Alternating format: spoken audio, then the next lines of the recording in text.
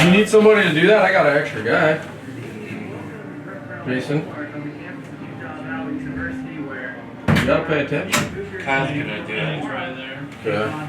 You've done this, right? Mm-hmm. So what we're doing now is we're just doing one is just stays all the time. Okay. Is this the mover? The big one? Follow it? The one. Which one do you want following? They're both set, I think. The one that's further away. This one's the mover. Okay. That's the one you want? Follow the action? Not the other one. So leave that one. Okay. This one is probably better to be moving. Yeah. Okay. Awesome. So follow the ball and kind of keep a pretty good zoom, right?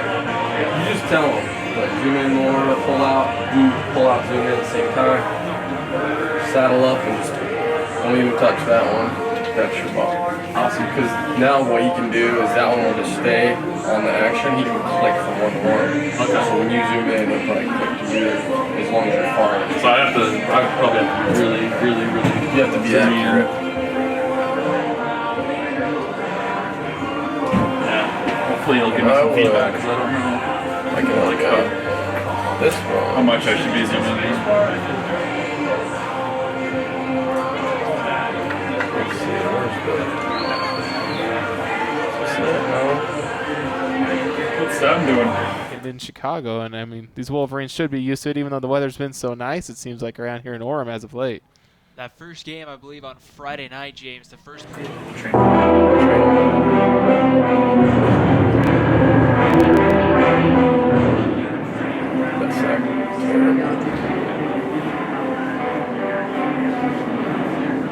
Something went out. Speaker went out? Sounds like it. Didn't it? That or they just turned the volume down.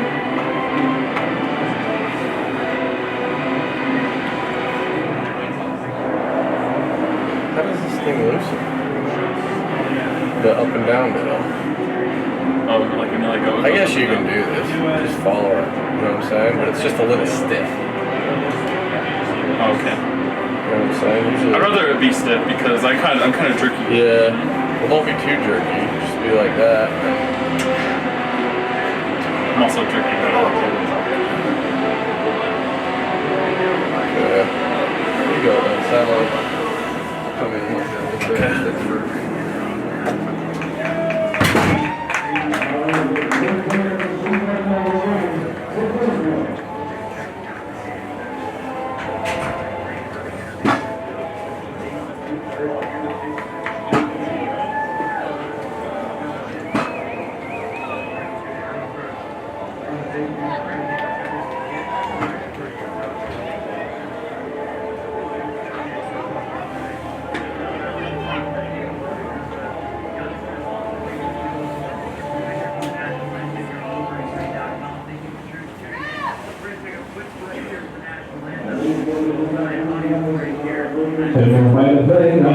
National anthem.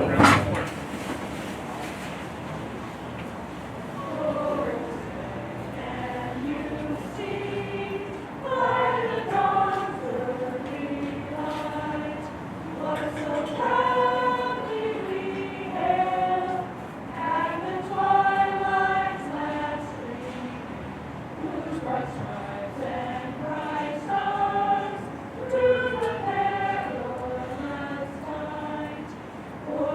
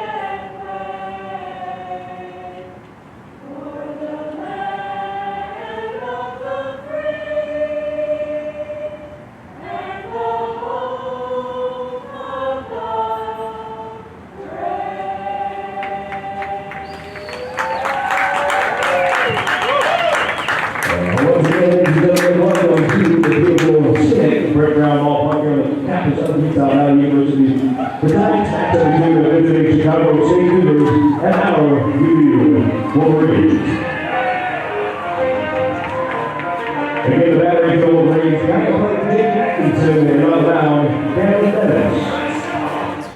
Bettis, the big right-hander, 2-4 win-loss record, 5.45 earned run average. It's his 8th start, 8th appearance, pitched 38 innings of work. Struck out 33, walked 24, and opponents are batting .259 against Bettis. Behind the plate doing the catching for the Wolverines is Jake Atkinson. At first base is Spencer Gothberg. Second, Zach Fuller. Shortstop is Grayson Bogdan, and at third is Jordan Schlehuber. In the outfield from left to right for Utah Valley is Cade Andrus, Seth Rainier, and Mark Kruger.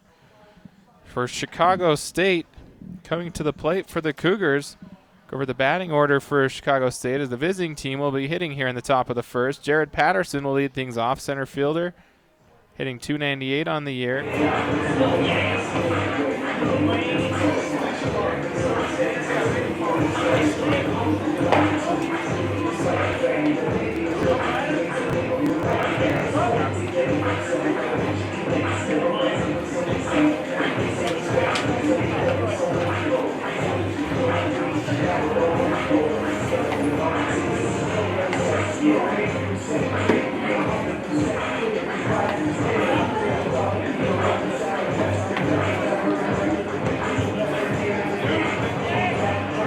They got the top of the first for the Cougars in center field. Number 26, Jared Patterson.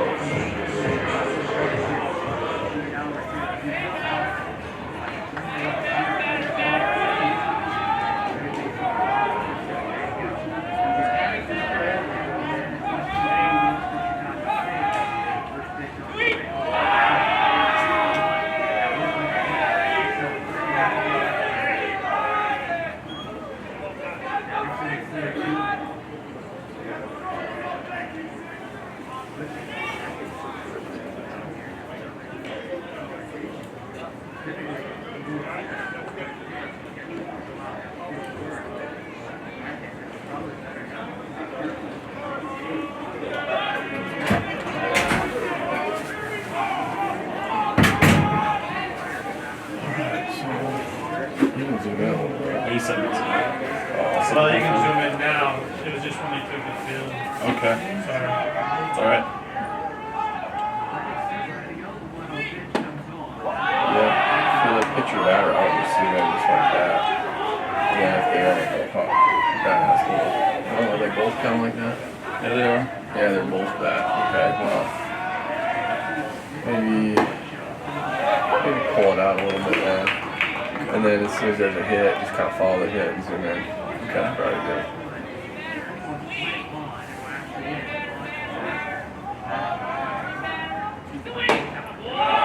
Or even if there's like a mound deal, you can even follow the pitch with like just show people. You know how like if you're watching sports on TV, they'll just show the catcher walking up the pitcher, zoom in and stuff like that. Okay. You can show the guy going first. Chicago State designated hitter, number 27, Cody Lynn. Back to the pitcher. Good. Just kind of act like Look, I didn't know you're they're doing getting that. on TV. You know how they do it? Yeah, like really scared. Like, I've always wanted to be one of these guys.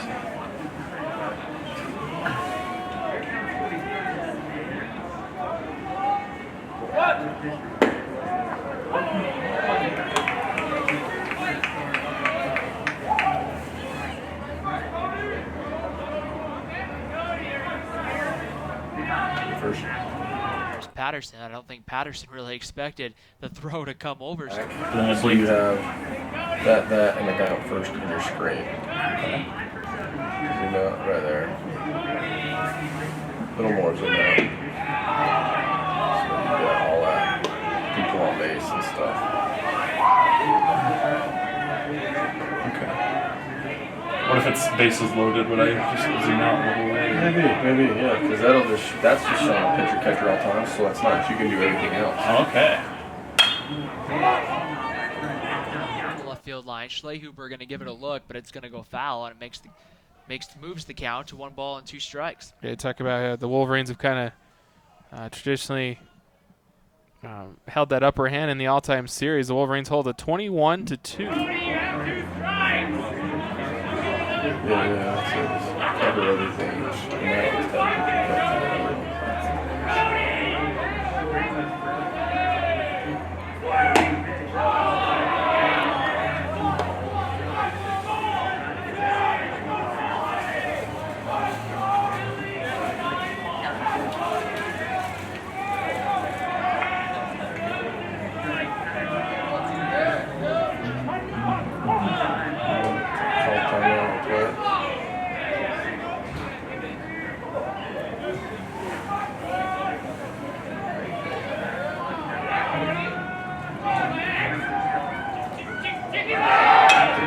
Runner was going. It's fouled away, so we'll do another 2-2 pitch. So there it is, James. You talked about that aggressiveness, how they might be willing to, especially here early on, to try to get that runner in scoring position. And there they send Jared Patterson on that 2-2 pitch. Yeah, going. This whole bench just come up here like that. Oh, okay. You could still even have the others move you, but just kind of follow the guy moving. What's the word I'm looking for? Just kind of dominating that all-time series, 21-2.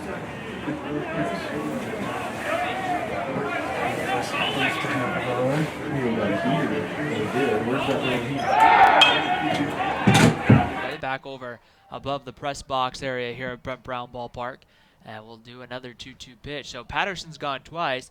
Danny Bettis has been a little more willing to throw over. I mean, this is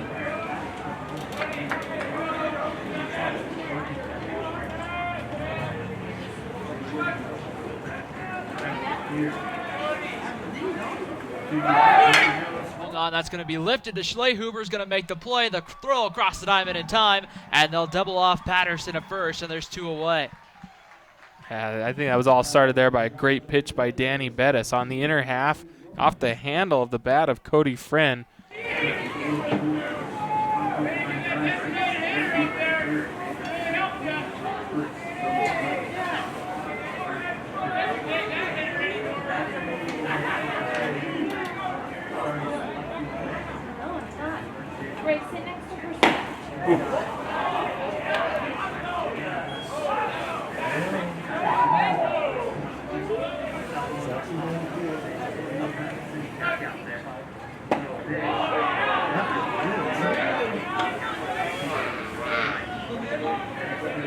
Let's go, D.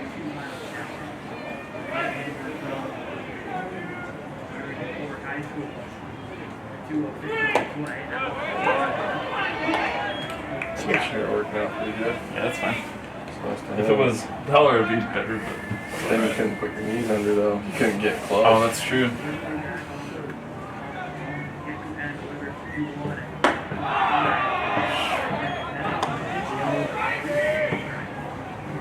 When it's changing innings or when it's offense and defense, you want me to point out the scoreboard again? Or? Nope, because we got it all on the screen for the first time. Oh, cool. See how it's got the right-hand corner, score. Oh, sweet. Don't even Now on the Chicago State, third baseman, number 7, Andy Richardson.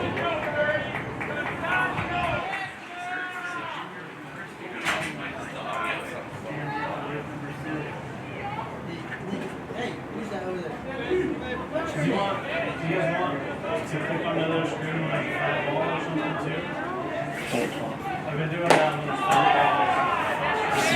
So don't talk. Yeah, don't talk. Just pick it up. I know.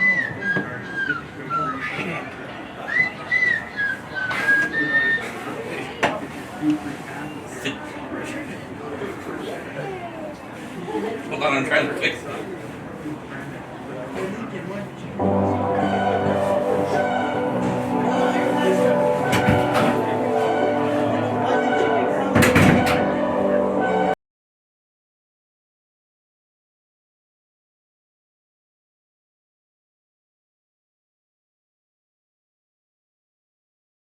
Leave a fastball right down Broadway, and then, who knows what happens. But, the better ahead you are in the count, the more you can do with it compared to if you're down. you're kind of forced to look fastball a little bit more.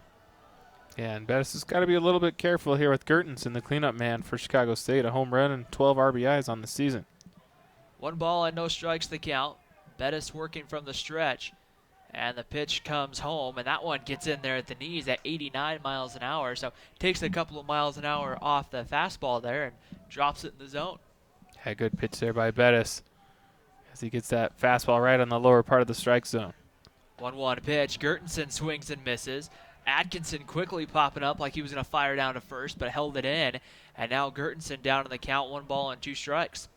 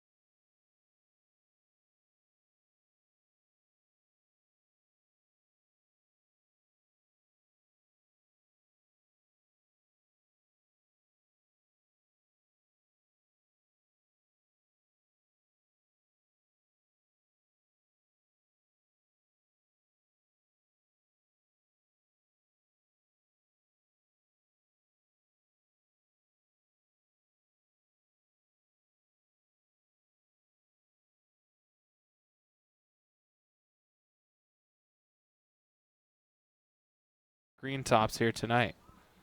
Pickoff move, and Romanin dives back safely again.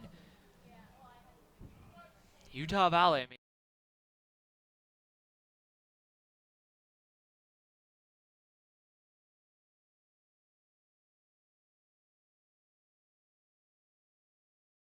in our corner.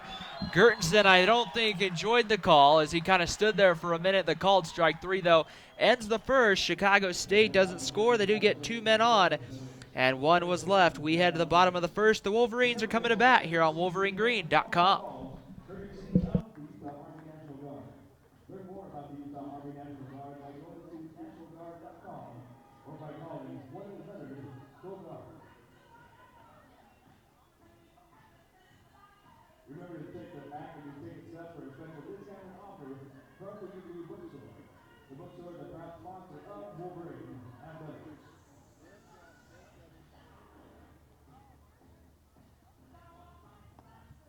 Now pay attention, Wolverine fans. Every time a UVU baseball player hits a home run in this game, t-shirts will be thrown into the stands.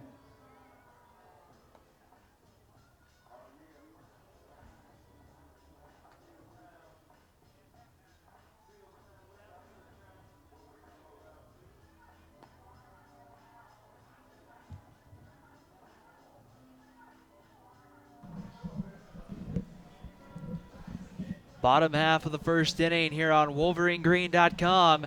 No scores. The Wolverines coming to bat, and James, we saw Danny Bettis do his job, but now his offense has to get something for him. And you have the lineup. Yeah, I do. Ryan. For Utah Valley, as you talk about the offense, coming to the plate, it'll be the senior left fielder Cade Andrus will lead things off. Behind Andrus, it'll be Mark Kruger. Moved up to the second spot in the order has Kruger, the big hitting, left-handed hitting right fielder. Kruger batting an even .300 on the season. Batting third, Jake Atkinson. He's behind the plate doing the catching. Spencer Gothberg is at first. He'll clean things up for the Wolverines. Craig Brinkerhoff back in the lineup. He's a designated hitter. He'll hit fifth. Grayson Bogdan, we talked about, he had a good weekend last weekend at Bakersfield. He'll bat sixth and plays short. Seth Rainier is the center fielder. He'll hit seventh. Jordan Schlehuber is batting eighth and playing third. And Zach Fuller will round out the Wolverine lineup, and he's at second. And so Cade Andrus about to step into the batter's box. Cooper Fouts is something I've just noticed here from the last time that I saw UVU play. Cooper Fouts in the third base.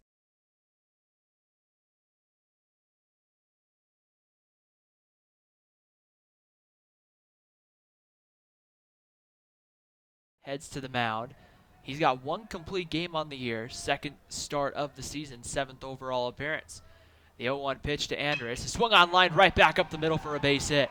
That one was put right over the plate, and Cade Andrus starts the game off for Utah Valley with a base hit. Yeah, great start for Utah Valley. We talked about Chicago State had a good start there in the top of the first. The leadoff man reached on a walk, and Cade Andrus lines this pitch right back where it came from, just over Maring's head into center field, as the leadoff man's aboard with a sharp single. So getting on is Andrus, and that's going to bring right fielder Mark Kruger to the plate. Kruger moved up into the 2 spot, has brought that batting average up to an even 300. Marion kicks and delivers a breaking ball that comes inside. How that didn't hit Kruger, I don't know. And they're going to send Cade Andrus down to second. I'm not sure exactly what they're going to say. I think the home plate umpire was telling him to stay right there, that he didn't move out of the way with a slow breaking ball. Or did they call it? Maybe they called a balk before the pitch. I think they must have called a balk before the pitch as Andrus moves down to second. But at the end of the day, Cade Andrus moves down to second, and Mark Kruger is going to get a new first pitch coming his way. Runner goes, and that one's going to be low for a ball, and not be able to get the ball out of his glove is Swenson behind home plate, and easily taking third is Cade Andrus. So Utah Valley with a golden opportunity here early to take a 1-0 lead. Yeah, they did call first one there. Andrus takes second on that, and very wisely, watching Maring wasn't paying attention to him, swiped third as he stole the bag. 1-0 pitch as it looks like a changeup that hits the outer half and evens the count at 1 ball and 1 strike. It's Andrus' 5th stolen base of the season as he stands on third base here with nobody out in the bottom of the first. So now you can get a run by a fly ball to the outfield, ground ball up the middle, many different ways you can score. The 1-1 pitch, that one misses low for a ball, 2 balls and a strike. As Robert Swenson, the catcher on that stolen base, just looks like he just didn't get the ball out of the glove. Had a hard time with the transfer, and Andrus got a great jump and just easily got to third. 2 balls and a strike. Marion delivers the 2-1, and that misses low, ball 3, and it's 3 balls and a strike. So not exactly the hitter you want to be 3-1, James, because now you're kind of forced to go fastball to one of the most dangerous hitters in the WAC. Yeah, Mark Kruger, he definitely can hit. Even a little tougher matchup lefty-lefty, but I've got Kruger on this one. Great hitter.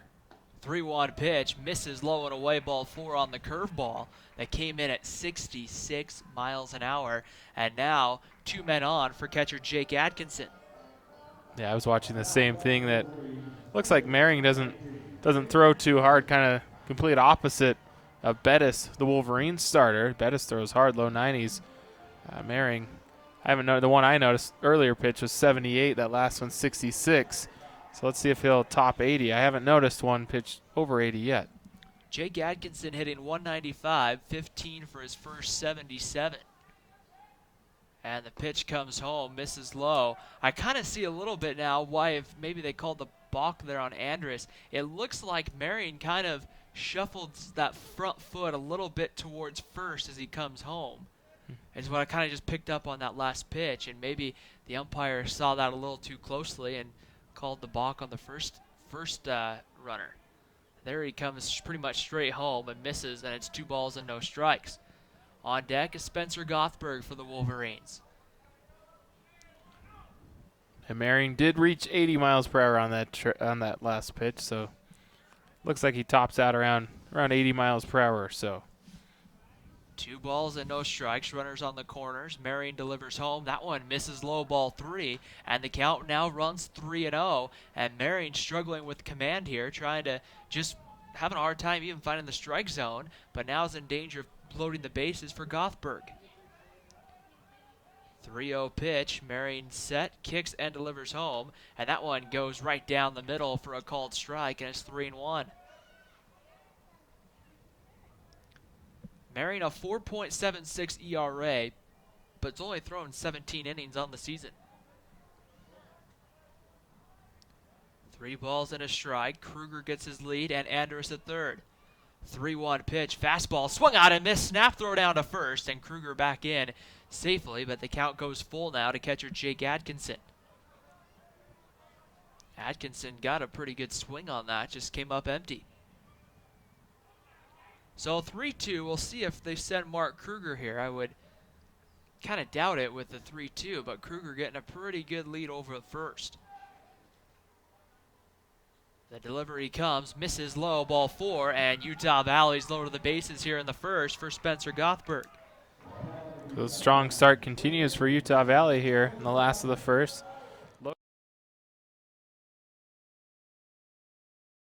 Second on a balk and then stole third. And then we've had back-to-back walks issued to Kruger and Atkinson. So Utah Valley's loaded things up here.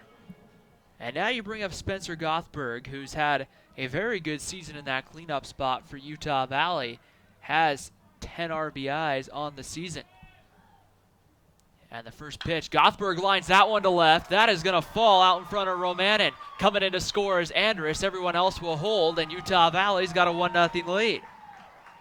So just playing station to station is Utah Valley right now, and it seems to be working well. First pitch RBI single for Gothberg. Yeah, that was a good piece of hitting there by Spencer Gothberg. Saw a pitch that he got a little out in front of and just blooped it into left field. One hopped it in front of the left fielder, Romanin. And kind of wise decision by Cooper Fouts, the assistant coach, coaching third for Utah Valley, to stop the second runner, Kruger, there. As Kruger was coming around, he kind of had to wait as the ball was popped up initially, so kind of got a late break. As you said, Ryan, going station to station are the Wolverines, but they lead 1-0. Bases loaded, still nobody out here in the last of the first. And you have a hitter in Craig Brinkerhoff coming to the plate who is kind of struggling on the season. We've seen him at times have at-bats where it looks like he's going to kind of get everything going, and then other times where he's just kind of struggled. But you still have to remember, if you're Chicago State, he's struggling, but that probably means he's due for a nice hit here sometime soon. And I don't think you want him up here with nobody out and the bases full. Yeah, if you're Chicago State, you might look at that batting average and say, oh, Brinkerhoff's batting just 167 on the season. But as you said, Ryan, he hasn't played a whole lot, but he's been better as of late, and big opportunity for him to come through here. Brinkerhoff is he's proven himself to be a good hitter during his career here in Orem. Had a big season last season. He'll step out of the batter's box here before getting the first pitch from Marion. Marion working from the stretch here. They're not holding runners on at Chicago State in the first pitch. A breaking ball to Brinkerhoff, misses off the plate for a ball. 1 ball and no strikes. And, I mean, it's not like Marion's missing way off the plate here. He's just missing enough off both edges or just up or down where it's just called the ball. Hey, it's been pretty close, though. You're right. Right around the outside of that plate the whole time. The 1-0 pitch misses away with the fastball. 2 balls and no strikes. Patterson in center, shading more towards right center. Romanin kind of maybe shading more towards the line. Big hole out there in left center field if Brinkerhoff could put one out there. Chicago State's outfield's playing pretty shallow, too, as they look out. The 2-0 pitch. Brinkerhoff swings and comes up empty. It's 2 balls and a strike. Chicago State looks like they're going to get some early action going in their bullpen. 2 balls and a strike. Still a good hitter's count here for Craig Brinkerhoff. On deck is Grayson Bogdan. The 2-1 pitch on its way home. That one misses well off the plate, and the count goes to 3-1. So a fastball count here. You got to be careful if you're marrying here. Yeah, let's see if Brinkerhoff gets a pitch to drive here, and if he can score a couple runs for the Wolverines. Marion set from the stretch. Gets the sign, kicks and delivers the 3-1 pitch. Swung on and fouls straight back, and the count goes full at 3-2. Utah Valley's been working some pretty good counts today against the senior from Cedar Rapids, Iowa, Dane Marion. Marion started his career at Ellsworth Community College. 3 balls and 2 strikes. Runners get their lead. The kick and the delivery misses away, ball 4, and walking in to score is Mark Kruger, and Utah Valley leads 2-0 on the Brinkerhoff RBI walk. Yeah, good at bat there by Brinkerhoff as he works the bases loaded walk, picks up an RBI in the process. Kruger comes home to score from third. But it looks like if you're Dane Maring, he's got to try to get some pitches in the strike zone. 3rd walk of the inning here already, as the Cougars are still yet to record an out. And it kind of uncharacteristical for Marion, James. I mean, 2 walks and 15 strikeouts on the year. The first pitch to Grayson Bogdan's a breaking ball that comes in at 66 miles an hour and hits the inside corner for a called strike, 0-1. Yeah, that is interesting. Just 2 walks coming in. He's already had 3 He's eclipsed his season total here in this inning with 3 here in the top or the bottom of the first. No balls and a strike. Base is still full of Wolverines. The 0-1 pitch is swung on, bounced over to the third and past the third baseman. Gertensen coming in to score is Jake Atkinson, and Utah Valley leads 3-0. Yeah, it's got to be scored a single there, but probably a play that Andy Gertensen will tell you he probably should have made. Ranging to his left, stabbed his glove out, and couldn't corral the hopper as it was hopping through the left side of the infield. An RBI single for Grayson Bogdan. And still nobody out, so Swenson's going to go out and have a quick word with Marion here as Seth Reinier comes to the plate. Talking to the Utah Valley dugout really quickly here. It's our home plate umpire tonight, Frank Flugrat. Frank Flugrat behind home plate, Kellen Levi over at third, and Mike Whitty over at first. Now they'll go out here and break up the conversation on the mound. Seth Reinier coming to the plate, hitting .231 on the season, 8 RBIs. And has the bases full for Utah Valley. It's Spencer Gothberg over at third, Craig Brinkerhoff at second, Grayson Bogdan at first, and now that visit out to the mound just a stall, as I think we're going to have a pitching change here for Chicago State, and we are. So the starting pitcher gives up 3 runs in the first, still responsible for 3 more. We'll introduce you to the new Chicago State pitcher here after the break. You're watching Utah Valley Baseball on WolverineGreen.com.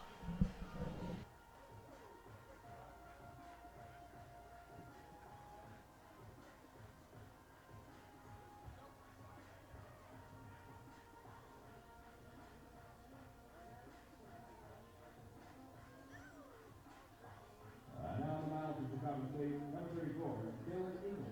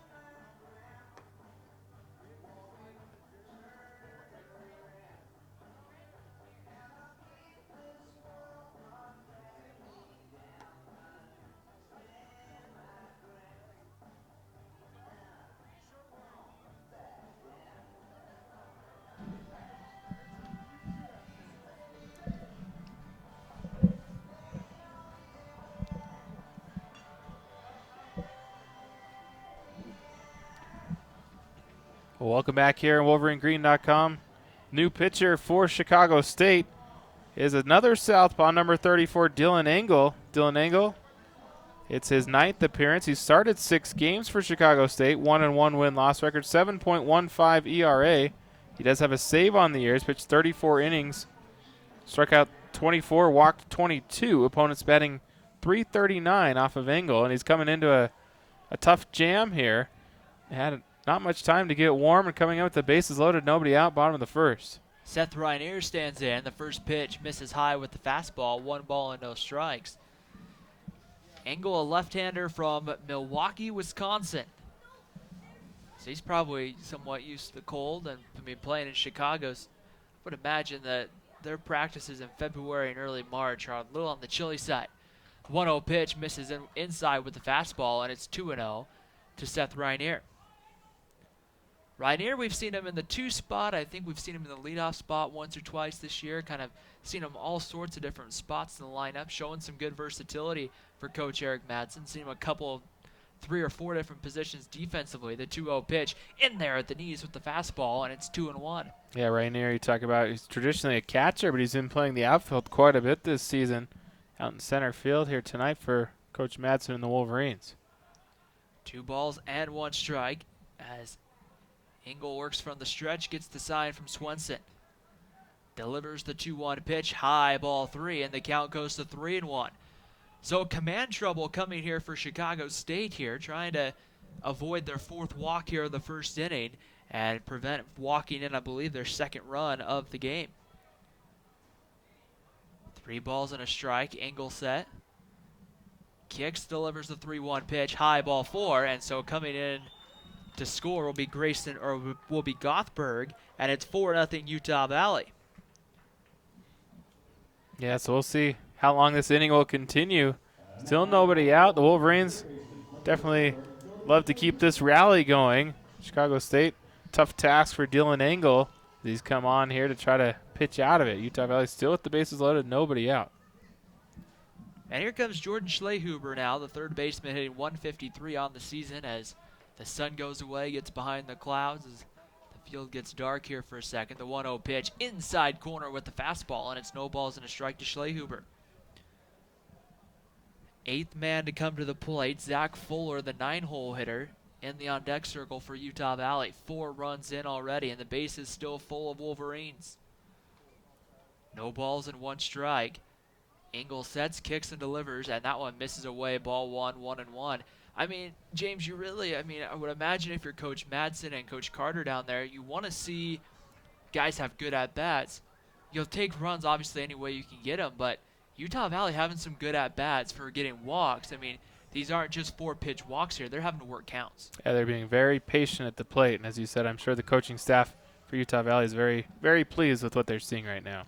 2 balls and a strike as that one missed to Schlehuber, and now it's going to be 2-1. Schlehuber, a junior college transfer out of Aurora, Colorado, and Western Iowa Community College. That one popped high up, could be the first out of the inning. Davis coming in from right, and he's going to make the play, and there's 1 out here in the first inning. It seemed like the wind kind of drifted there on Davis at the last second. And I thought there for a minute he was going to lose it because the wind just kind of kept carrying that baseball. Yeah, Davis really had to come in a far distance there, all the way almost to the edge of the infield dirt behind second, in between first and second base there.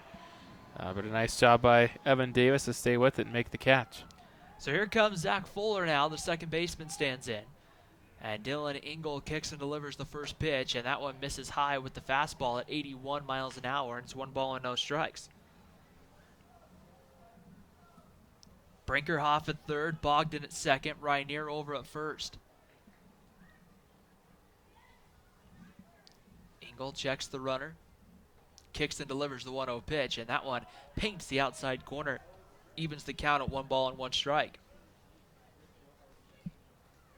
Just took some off that and just put it right there in the corner where if Fuller swings, he hits a tailor-made ground ball to second. So 1 ball and 1 strike to count. Engel set, ready to go, and kicks and delivers home. That one again hits that almost same spot as the first pitch and gets over for a called strike. It's 1-2. It looks like Dylan Engel maybe settling down a little bit, looking a little better out there. So we talked about he really didn't warm up for that long. Kind of raced out to the bullpen. I saw him stretching, threw a few tosses, then was called upon to come in this bases loaded jam. So really starting to get things going now, it looks like. Breaking ball that just never breaks, and the count will go even at 2-2. So Fuller here having a pretty good at-bat, working the count, making Engel throw the ball and hit the corners and hit the strike zone. 2 balls and 2 strikes the count. Runners get their lead. Again, Patterson in center field playing shallow, the 2-2 pitch away, and the count goes to full 3-2. The wind not really blowing in, but enough where really if one gets out there, Patterson could have a long way to run out there in center field. 3 balls and 2 strikes. Runners get their lead. Ready to go, kicks and delivers the 3-2 pitch. On the outside corner, called strike 3. As Fuller put the bat out there and then pulled it back and started heading to first, and our home plate umpire, Frank Flugrat, rung him up. Yeah, that one, kind of a questionable called third strike. It was close, but it looked like it might have been a little high and outside from my vantage point. But ring up on strikes. Fuller strikes out. Now there's 2 outs here in the bottom of the first. So with 2 away, Cade Andrus stands in. Andrus back to lead off this inning with a very hard hit single back up the middle. He'll be looking for something similar here as the first pitch comes home, a breaking ball. It sits in about thigh high, and it's a called strike 0-1. Andrus hitting .274, pretty much been the staple in that leadoff spot for Utah Valley throughout the season. Yeah, I'm looking at what the bases loaded. Cade Andrus is batting an even .500. He's had a great average with the bases loaded on the season. 0-1 pitch, breaking ball, misses the outside, and evens the count at 1 ball and 1 strike. The concern with having a long inning like this is Danny Bettis has been down there, and he's now down to the bullpen starting to keep that arm loose because it is cold out, and so we're going to have to keep that arm somewhat warm. That's the one probably drawback to having this long of an inning. But you'll take the runs, the 1-1 pitch, and that one misses low, ball 2, and it's 2-1 to Andrus. Yeah, Utah Valley's talk about scored 4 runs on just 3 hits as they've really been aided with walks by the Cougar pitching staff here in the bottom of the first. It seems like this first inning's gone on forever. 2 balls and 1 strike to count. Runners get their lead. The kick and the delivery home, 2-1 pitch. Andrus swings and kind of rolls one foul down and over towards the first base coaching box, and we'll get set to do a 2-2 pitch. Looks like they'll trade out, get a new baseball out to the left-hander Dylan Engel on the hill.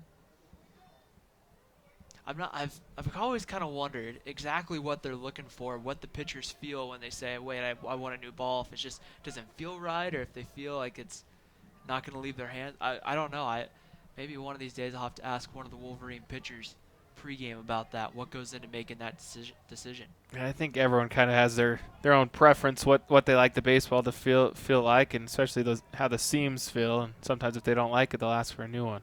2-2 pitch. Andrus, it doesn't look like really wanted to swing at that, but made enough contact to foul it down the third baseline. It kind of looked like he was trying to hold up at the last second, but made contact. And it almost stayed fair, surprisingly. That's a kind of as you said, a check swing. Didn't really want to offer at it and hit it to the right side. It went foul to the right of the first base back. So 2 balls and 2 strikes the count here in the bottom of the first inning. Cade Andrus up, bases full of Wolverines. Dylan Engel trying to get out of this first inning here with only the 4 runs up on the board. The 2-2 pitch misses down low. Good block but by Swenson behind home plate, and the count goes full 3-2. And now you have to think Utah Valley is going to put the game in motion and send the runners. Yeah, with the bases loaded, all 3 runners will get a great head start here. So let's see if Andrus can put this ball in play and try to score maybe even 3 runs with the base hit if the runners are in motion. 3 balls, 2 strikes, two down here in the bottom of the first.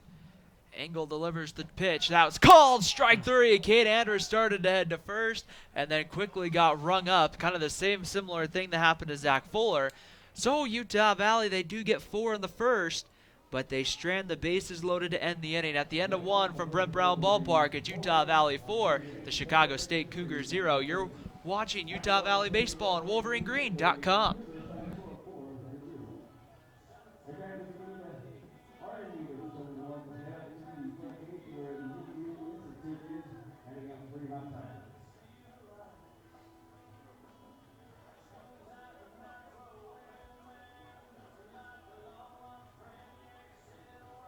Remember, Wolverine fans, you highlights is a part of basketball passes to show us to interview you at the event and show your pass and receive free admission.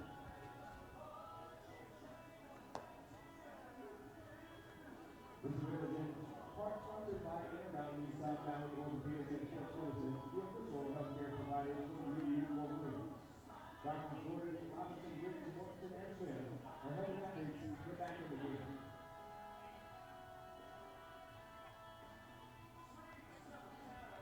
We have a minute or two to concession stand to grab your attention until now. Thank you for proud paper sponsor of Utah Valley Athletics. That's an generation refreshes the world.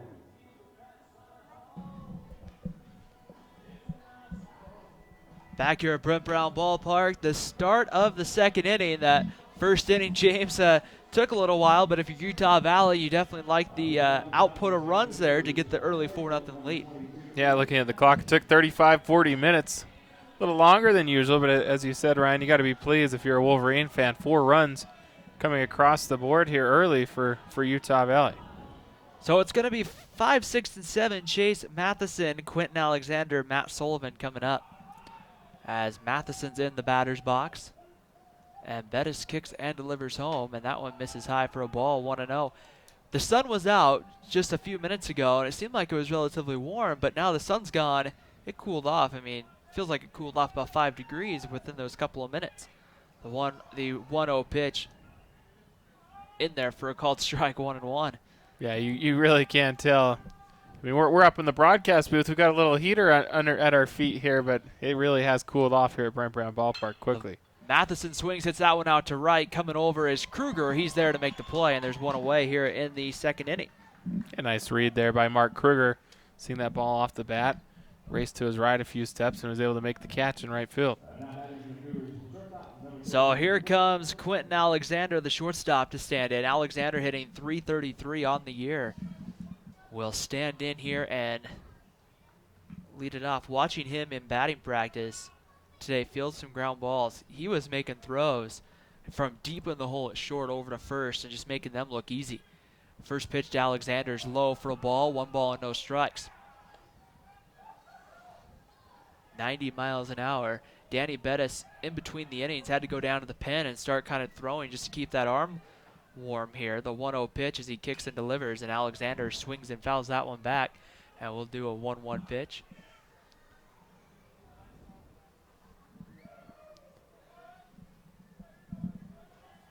Outfield straight away for Utah Valley. Seth Rainier playing a little bit deeper than Chicago State center fielders. Alexander swings and comes up empty there as he took a big hack there. It looked like to be on the slider, but came up empty. It's now 1 ball and 2 strikes the count to Alexander. Yeah, it surprised me last inning how shallow Jared Patterson was playing for Chicago State. As you said, Ryan, you look out. Rainier is way deeper in center field for the Wolverine defense. 1-2 pitch. That one misses low and away. Is a good stop by Jake Atkinson behind home plate. And the count goes even at 2-2. Matt Sullivan, the second baseman, on deck. Set kicks and delivers the 2-2 pitch. Swung on, grounded to short. Bogdan's going to be there. Fields it cleanly, quickly transfers and throws to first, and there's 2 away. Yeah, Bogdan kind of had to hurry there. Made a nice play as it looked like Quentin Alexander had nice speed getting out of the box, getting down the line quickly, but a good play by Bogdan as they're 2 away here in the top of the second. So with 2 outs, Matt Sullivan, the second baseman, will come up. Sullivan is a freshman from a town in Illinois called Lake in the Hills. I have not been aware of Lake in the Hills, but that one swung on and fouled away. But the freshman has a no ball, 1 strike count here. It's 0-1. Matt Sullivan standing in, even stance in the batter's box. The 0-1 pitch on its way. That stays high for a ball, and it's 1 ball and 1 strike.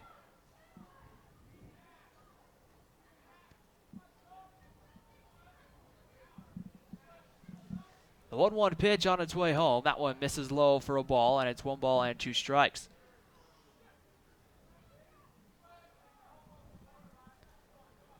So 2 balls and 1 strike to Matt Sullivan.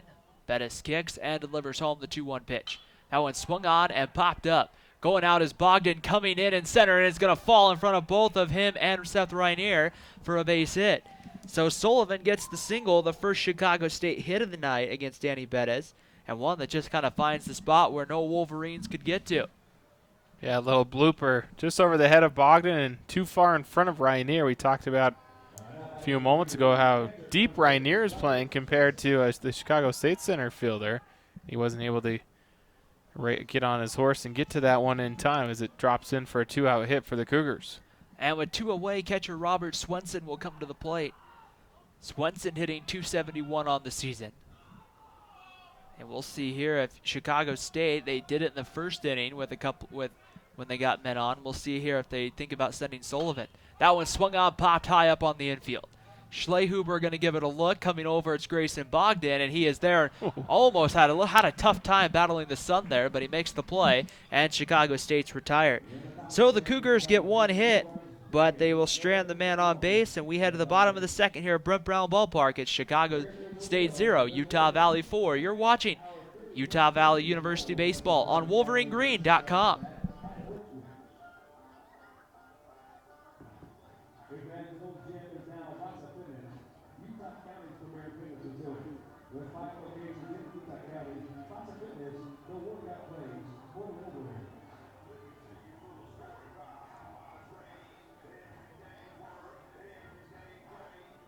Remember, Wolverine fans, you can support baseball scholarships by joining the Wolverine Club. Contribute online at WolverineGreen.com.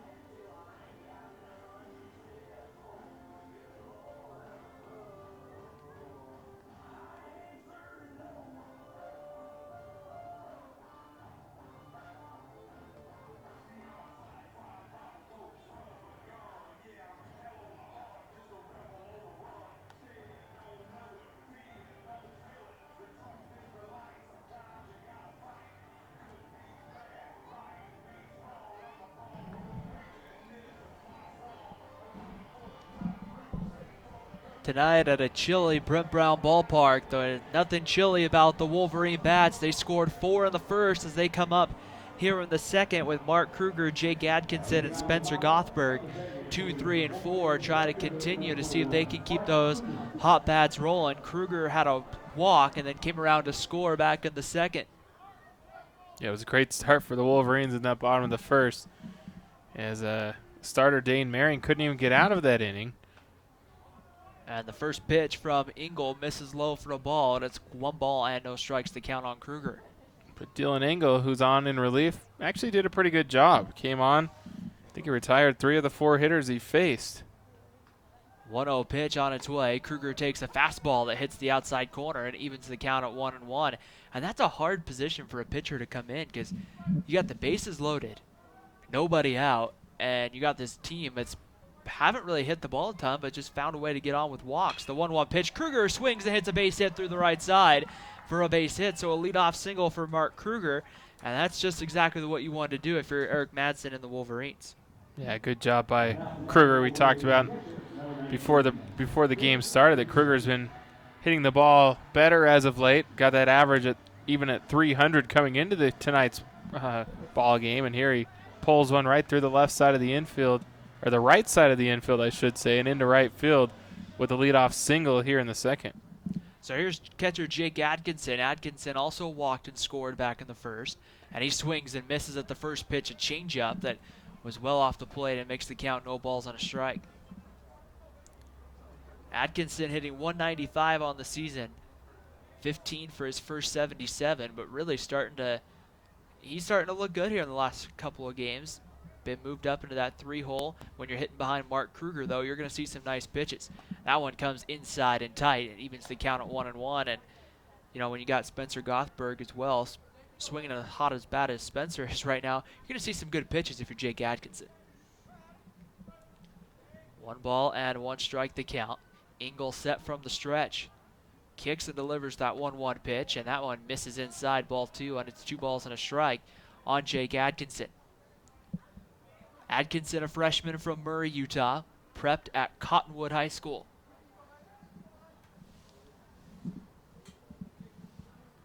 Getting his lead over at first is Kruger. He's got a fairly big lead over there. Engel kicks and delivers. The 2-1 pitch. Atkinson swings and pops it up. Davis giving it a look. Also going out there is Matheson, who's going to put the glove up, and he didn't make the play. And that one will go foul, and I would imagine there that will just be a foul ball. Technically, you can rule an error if you drop a foul ball, but that one was a long run, so I would imagine that one's just going to be a foul ball. Yeah, it looked like Chase Matheson, kind of a tough route for the first baseman there. him and Matt Sullivan, the second baseman, were both giving chase. Matheson at first base looked like he might have gotten a little bit of a late break there. Did reach that glove out at the last minute, but couldn't make the play. So 2 balls and 2 strikes the count. Ingles set, checks the runner over at first. Kruger's going, and that was swung on and hit pretty well out to center. Patterson going back. He's going to try to battle the sun out there, and he makes the play, and there's one away. So Kruger will retreat back to first. Yeah, good base running there by Kruger, recognizing as he was running in motion as the pitch was delivered, recognizing the ball was hit in the air. He immediately stopped and watched to see if the catch was going to be made or not by Patterson, and then retreated back to first safely. So with one away, Spencer Gothberg will come to the plate. Gothberg had an RBI single back in the first that just went right past Gertensen at third base. And with one away, he'll stand in. Ingles set, checks Kruger at first, comes home and misses well off the plate with a ball. It's 1 ball and no strikes. 1 ball and no strikes the count. Gothberg looking over into the third base dugout to get the sign from, would imagine that'd be Eric Madsen giving out the signs to the hitters. 1 ball and no strikes the count.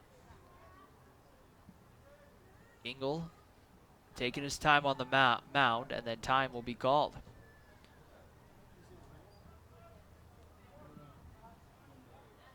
One ball, no strikes to count here as Kruger. Not a conservative lead, but not really a big lead there as Epwich comes in for a ball. It's 2 balls and no strikes. Just kind of a medium, just kind of a comfortable lead, I guess, for a base runner there. So 2 balls and no strikes to count on Gothberg. Gothberg is slight open stance. And the 2-0 pitch comes. That one swung on and popped up out into right field. Evan Davis going back. He's under it, and he makes the catch for the second out of the inning.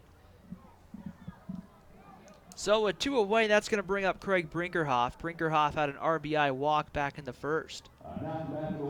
Yeah, last hit by, our ball put in play by Gothberg was hit pretty well, but kind of right out there, right at Evan Davis. Took a couple steps back in right field and was able to camp under it to make the easy catch. So Brinkerhoff stands in. He'll get his first pitch here is just about on the way as Engel delivers that one, and it hits the outside corner, and it's 0-1.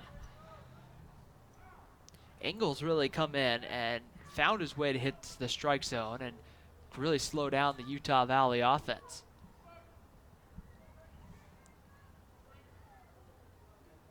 Outfield straight away, infield pretty straight away with the runner goes. Here's Kruger. That one fouled away by Brinkerhoff, trying to do a little hit and run there. Brinkerhoff trying to put that through the right side, just didn't quite get around it in time. Yeah, you can tell Brinkerhoff had to protect his runner there as he reached out after that. Sucked out Ryan trying to put it in play on the right side, but just fouled it back. As he's got 2 strikes on him now here. So we'll see what Brinkerhoff can do 0-2. Kruger again gets a good lead. He's gone here already twice this inning, but to no avail. He's had to retreat on both attempts. The 0-2 pitch, that one misses away with a fastball, and it's 1-2. Engel not overpowering. He's going to hit, that low, maybe mid-80s with the fastball, but for the most part that I've seen, he's been sticking in that low 80s mark. 1 ball and 2 strikes. Runners get their lead over at first as Kruger. Outfield pretty much painted away in sunlight. The 1-2 pitch, breaking ball, and that one, I'm going to say it was high for ball 2, maybe outside, but that one looked pretty good from here. Yeah, it might have been, I thought a little high, maybe a little inside I was thinking, but I think Brinkerhoff might have caught a break there. 2 balls and 2 strikes. Engel kicks and delivers home. Brinkerhoff swings and misses for strike 3. And Utah Valley gets Mark Kruger on with a leadoff single, but strands him at first.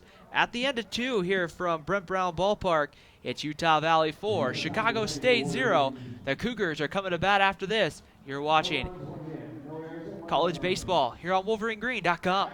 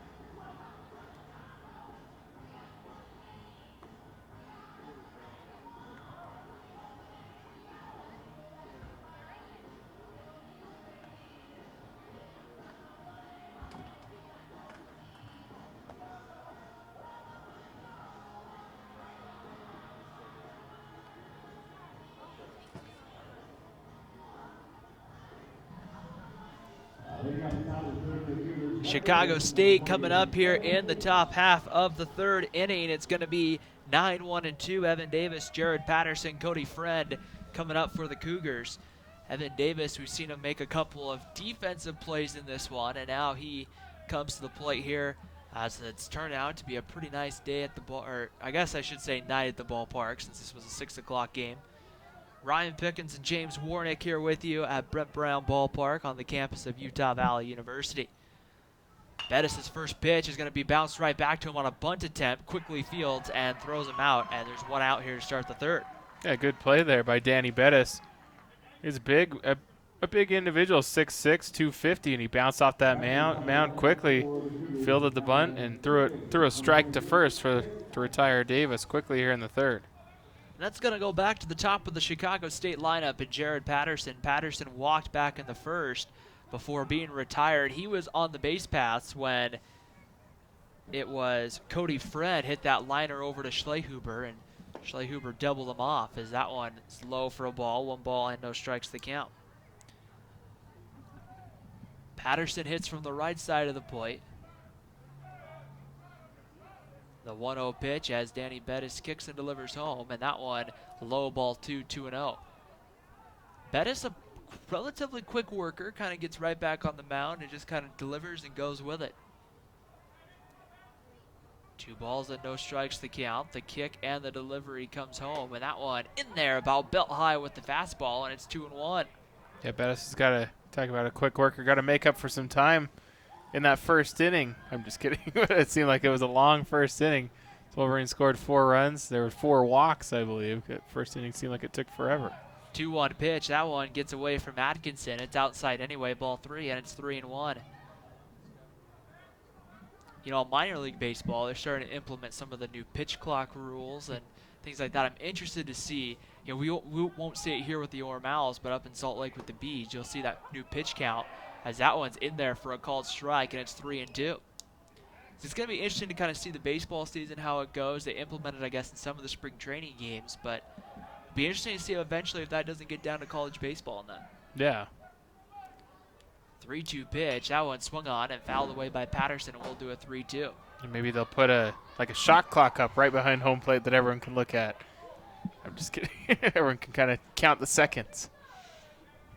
So 3 balls and 2 strikes to count on Jared Patterson. Patterson with the walk in his first attempt, 1 ball away from his second walk, and that's low and outside, ball 4. So Jared Patterson with a pair of walks tonight.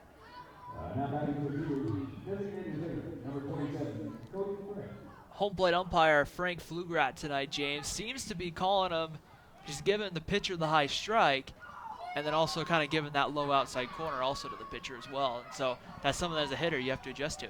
Yeah, definitely. That's the hitters adjust. It seems like the pitchers have to adjust somewhat as well. Friend swings first pitch, hits it pretty deep out to the left. Cade Andrus going back, still going back, and he's not going to make the play. On the warning track, getting down to third is Patterson. Friend in with a double as the throw comes into Grayson Bogdan. Yeah, that was a tough play for Cade Andrus, battling the sun, racing back. That ball carried a lot more than I thought it was going to initially off the bat of Cody Friend, but it was struck well out to left field. Andrus upset at himself that he didn't make the play, and it looks like it is going to be scored an error.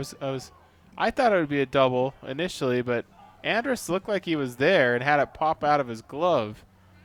So they're going to call that a E7, it looks like. Yeah, it was just one of those things there where I guess it did hit Cade Andrus in the glove, and he did get back there. He kind of bobbled it too, but boy, with that sun coming in, I mean, that's got to be a tough play to make. First pitch is in there for a called strike to Mattingly Romanin as he takes a first pitch, and it's in there for a called strike. Romanin hitting third in the Cougar lineup tonight. This is a good opportunity for Danny Bettis to try to work out of some trouble here and come up with a big strikeout. No balls and a strike. Bettis kicks and delivers home. That one swung on by Romanin and fouled away, and it's 0-2. So Bettis in a good position here to set up for the strikeout pitch. Bettis working from the stretch as the runners get their lead. Bogdan playing more in towards second base. But imagine as the pitch comes that he'll kind of shift back out to his normal defensive positioning. He looks and he's staying put. Romanin swings and fouls that one back. Romanin is a senior, and so he's played, you know, Utah Valley for quite a few years, and so pretty familiar. And the Utah Valley staff probably very familiar with how to play him, which is one of the reasons why Bogdan's probably staying up the middle a little bit more than he typically would. No balls and 2 strikes to count. Outfield playing pretty deep. Rainier's playing deep in center field. The 0-2 pitch. That one swung on and fouled away.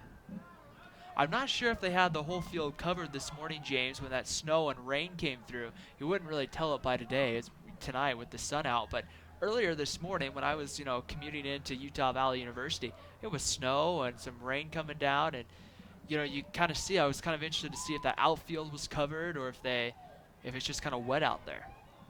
Yeah, Lithberg to get the out and keep the Cougars off the scoreboard. So we've played 2.5 here from Brent Brown Ballpark. Utah Valley 4, Chicago State 0. You're watching you're watching Wolverine baseball here on WolverineGreen.com.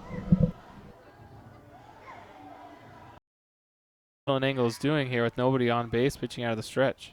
0-1 pitch, swung on by Rainier and popped up. There, the shortstop Alexander looks like he's going to make the play, and he had to kind of make it in the sun, but there's 2 away. Utah Valley just kind of seems like they're dropping the shoulder a little bit too early, and they're just popping a lot of balls up here. We've seen a lot of just in the ball game now as he gets a 2-out single in the right field. So a 2-out single. Here comes Zach Fuller. Fuller 0 for 1 with a strikeout back in the first.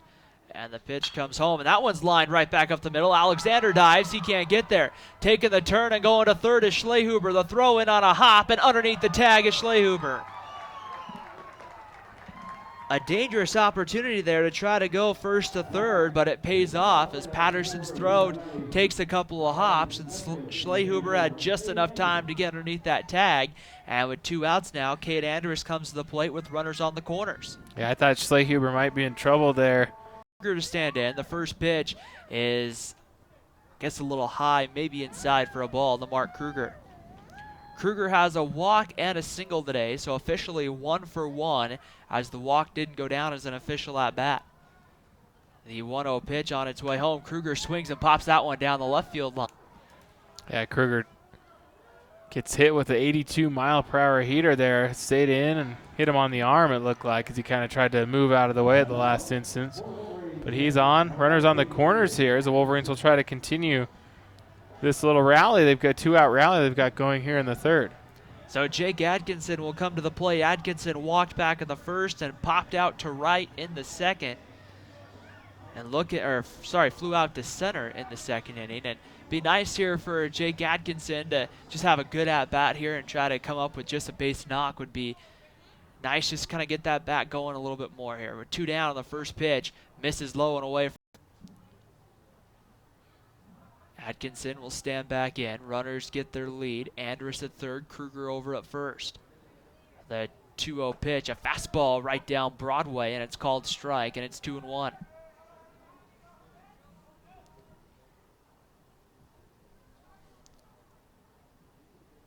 Two balls and 1 strike to count here to Jake Atkinson. Atkinson now hitting 192 on the season. 2 balls and a strike. Kruger with a fairly good lead at first. He's going to go. That pitch is low and in outside, and Kruger easily takes second base there. As Swenson, again, it looks like had a hard time getting the ball out of his glove, and so Kruger with the stolen base.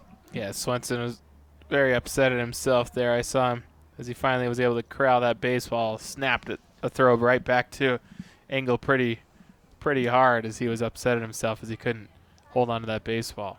A fastball count coming here to Jake Atkinson. The 3-1 pitch swung on, popped up, and that's going to go first and second. And you also make it where Alexander had to go all the way to first instead of just taking the short throw to second. Yeah, they might have been able to make that play if he would have been able to go to second there. 0-1 pitch, the pickoff move coming home. The throw is not going to be in time, and Kruger scores. Great heads-up base running as Chicago State went to throw over to first, and when the throw did, Kruger was breaking for the plate, and the throw just kind of pulled Swenson off and kind of up the line, and Mark Kruger able to easily score, and it's now 8-0 Utah Valley. Yeah, great base running. Kruger just took off there when he saw that throw go over to first, and he was able to score easily. And he's credited with stealing home on the play. Gothberg swings at the 0-1, pops it up. Matheson giving it a look in foul territory. Coming in, it's Davis, who makes the play just inside the right field line, and that ends the fourth. So Utah Valley gets creative, steals some bases, including home in the third inning at the end of 3 complete from Brent Brown Ballpark. It's Utah Valley 8, Chicago State 0. You're watching Utah Valley Baseball here on WolverineGreen.com. Tecano Brazilian Brew is a proud sponsor of Wolverine Athletics.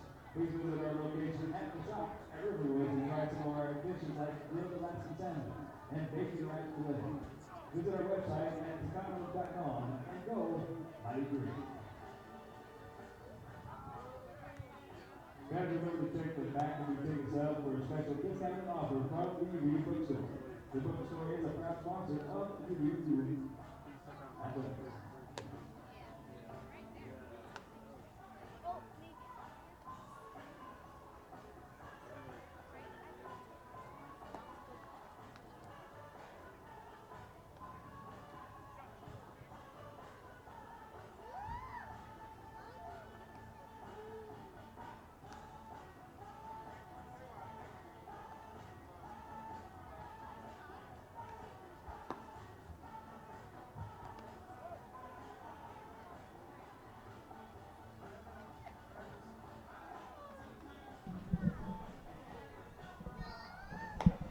We move to the top of the fourth inning here at Brent Brown Ballpark, where Utah Valley right now is in full control. They've used 2 innings in this one where they've scored 4 runs to have an 8-0 lead. Plenty of run support, James, for the right-handed pitcher Danny Bettis on the mound today. And now as we get right ahead of the fourth inning, James, you got some excitement in you for these next few innings? I sure do. That's good. So here to tell you all about it, James Warnick. James, take it away. Oh, thanks, Ryan. As you said, the Wolverines have scored 8 runs. The first pitch here in the top of the fourth, taken low downstairs for ball 1 to Matheson. Scored 8 runs, 4 in the first, 4 more back in the last of the third. They lead 8-0 over Chicago State. Just 1 hit so far has been mustered off of the Wolverine starter, Danny Bettis. Bettis kicks and delivers, pitch downstairs, and it's 2-0. Bettis 89 miles per hour on the radar gun with that fastball. We've seen him reach about, I think the highest one I've seen has been clocked at 92. Here's Bettis with the delivery. That one sharply hit down the third base line, but foul, as that one just went foul off the bat of the Cougar first baseman, Chase Matheson. Matheson 0 for 1 in the game. He lined out to right back in the second inning. Matheson batting .225 on the season currently.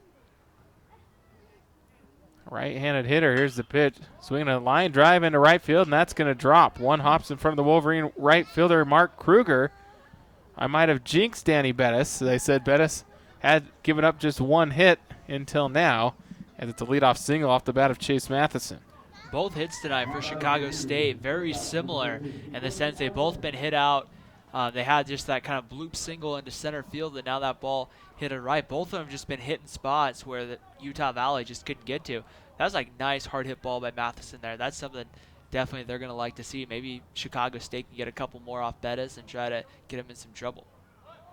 Just stepping into the batter's box, Quentin Alexander, the shortstop, first pitch high off the glove of the Wolverine catcher, Jake Atkinson, all the way to the screen. And taking second easily is Matheson. So it looked like, I looked down, but it looked like a fastball that just got away there, didn't it, Ryan? Yeah, so what happened was the runner, it looks like, I think he kind of took off with the pitch, and Atkinson went to kind of pop up really quickly to the exchange, and it just went right off his glove to the backstop. So Matheson is on second. Going to credit that a wild pitch as he takes second. He's in scoring position now. Nobody out. Top of the fourth. The Cougars trying to get their offense going as they've been shut out thus far. Alexander, the pitch catches the outside corner, and it's 1-1 to him. Quentin Alexander, the shortstop, batting .321 on the season. He's 0 for 1 in tonight's contest with the ground out to short back in the second. Bettis, the big right-hander from the stretch, delivers. Swung on and fouled sharply off to the right side. Count goes 1-2.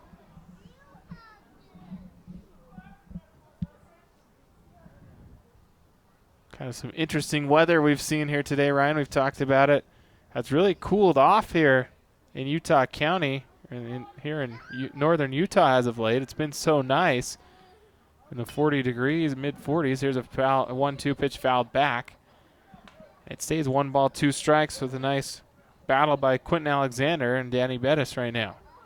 As I walked into work this morning about 8 a.m., I said to a couple of my coworkers, I just looked at them like, well, happy January, because that's really what it felt like this morning. It didn't feel like it was an early April morning here in Utah. Yeah, I mean, that weather's just been great as of late. It's kind of rare. It's so cold right now. Pitch downstairs. Nice stop by Atkinson.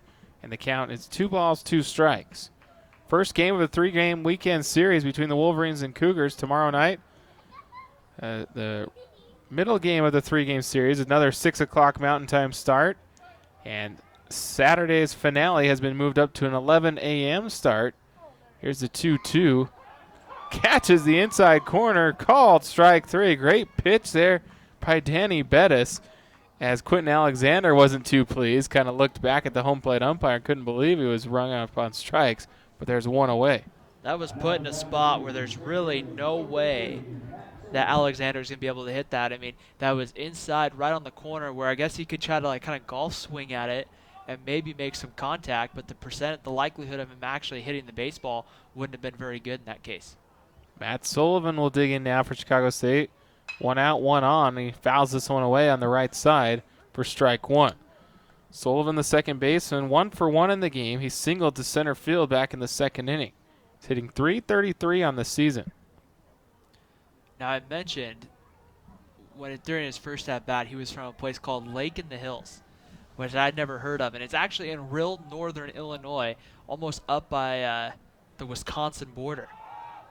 The 0-1 pitch hacked at a foul pop-up on the right side. And making the catch is Spencer Gothberg right in front of the Chicago State dugout. Nice play there by Gothberg. He was able to get under that and catch that baseball for out number 2. Lake in the Hills, right? Lake in the Hills, Illinois. Yeah, Lake in the Hills. I hadn't heard of it before. So my first thought really was kind of like a resort town sort of thing. I couldn't really find out any like real big specifics, but kind of was able to pull it up on the map and see that it was in northern Illinois. So,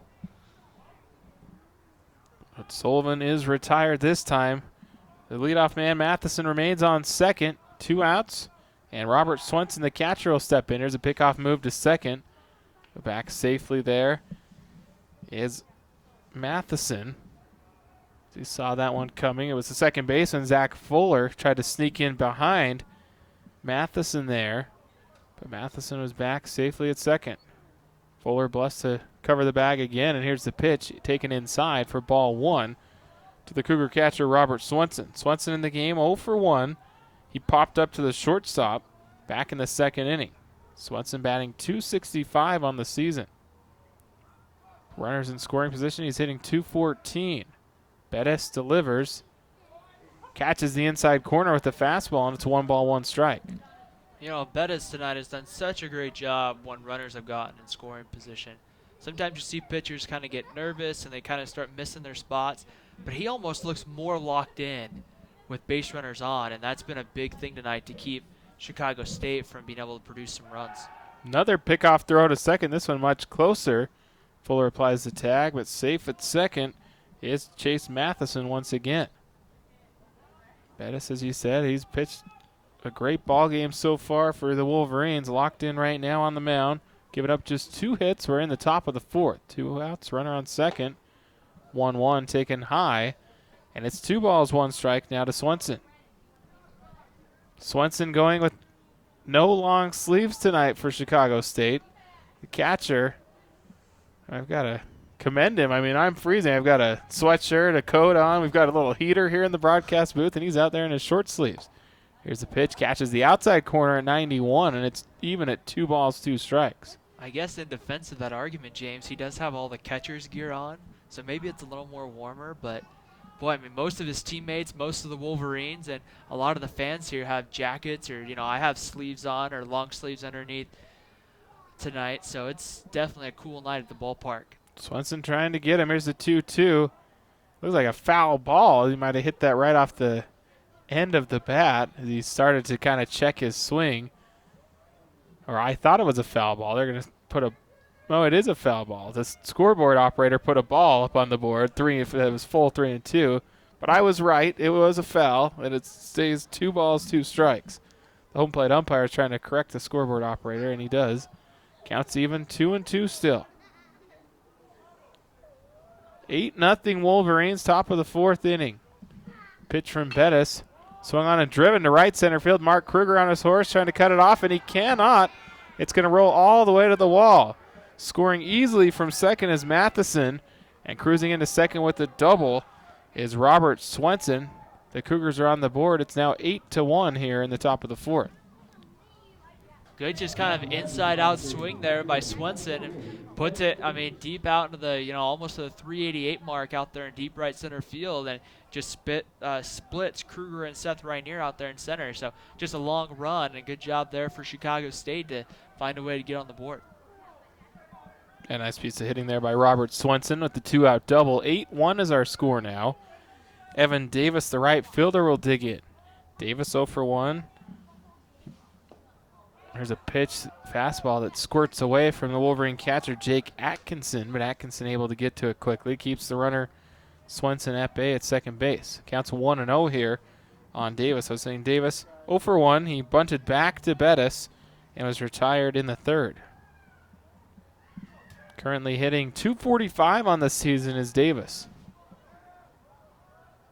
Bettis set. Here's the pitch. Swing and a miss. It's even at 1 ball, 1 strike. Davis had a nice swing on that attempt there. Just couldn't make any contact with it. Davis, the left-handed hitter. Bettis, the big right-handed pitcher. 1-1's the count. Bettis checks and delivers. Swung on, and that's going to go get out of play, foul. It's 1 ball, 2 strikes. Not the biggest crowd here at Brent Brown Ballpark on a cold night for baseball. As you said, Ryan, cold weather in April in Orem, Utah. But it's supposed to warm up nicely this weekend. Here's the 1-2 on the way. That one outside, and it's even at 2-2. 92 miles per hour at the heater there from Bettis. I have tomorrow supposed to be 55. Saturday, 68. Of course, I don't think it would be 68 at 11 a.m. on Saturday, but nonetheless, we'll go 68. 2 balls, 2 strikes. Here's the pitch from Bettis. Taken inside as that one misses, and it's full now, 3-2 to Davis. He just kind of reared back and threw that one, 92 miles an hour, and you've seen him at times now when he's gotten up to that 91, 92, where he's had a hard time controlling it compared to when he's been at 89, 88 to 90. He's had a little bit more easier of a time controlling it. Payoff pitch on the way, and it's fouled just back. Nice job by Davis protecting there as he kind of reached after an outside pitch. And we'll do it again. We're talking about Saturday's finale of this 3-game series. Been moved up to an 11 a.m. start. It's because Chicago State has to catch their flight. I think they have a get out of town flight, get home for Easter Sunday. I think it's at 5 o'clock that afternoon. 3-2 pitch just misses outside. Seems like we've seen that one called for strike 3 here so far tonight, but not this time, as the home plate umpire kind of points that it was outside. And working the walk is Evan Davis. His runners are now on first and second with 2 outs here for Chicago State. And it's hard because, that is a call, James. I agree with you on that. We've seen that called tonight, and it's got to be hard in a sense from an umpire standpoint to be like, okay, I called that a strike last time. That's in the same spot. It's got to be hard with how many calls you're making to specifically pinpoint the specific strike call. First pitch taken for ball 1 to the leadoff hitter, Jared Patterson now. And calling for time is Jake Atkinson. He'll try out and have a quick chat with the Wolverine starter, Danny Bettis. Counts 1-0, 2 outs, 2 on for Chicago State. The Cougars have scored a run here in the 4th, but Utah Valley still controlling the game, leading 8-1. First game of a 3-game series between the two Western Athletic Conference foes, former Great West Conference foes. These two teams know each other well. Pitch inside. Did that hit him? No, it did not. Close to hitting Jared Patterson, but it just misses him, and the count's 2-0. I believe this is the 6th straight season that the Wolverines and Cougars have been in the same conference, 4 years in the Great West and now 2nd year in the WAC.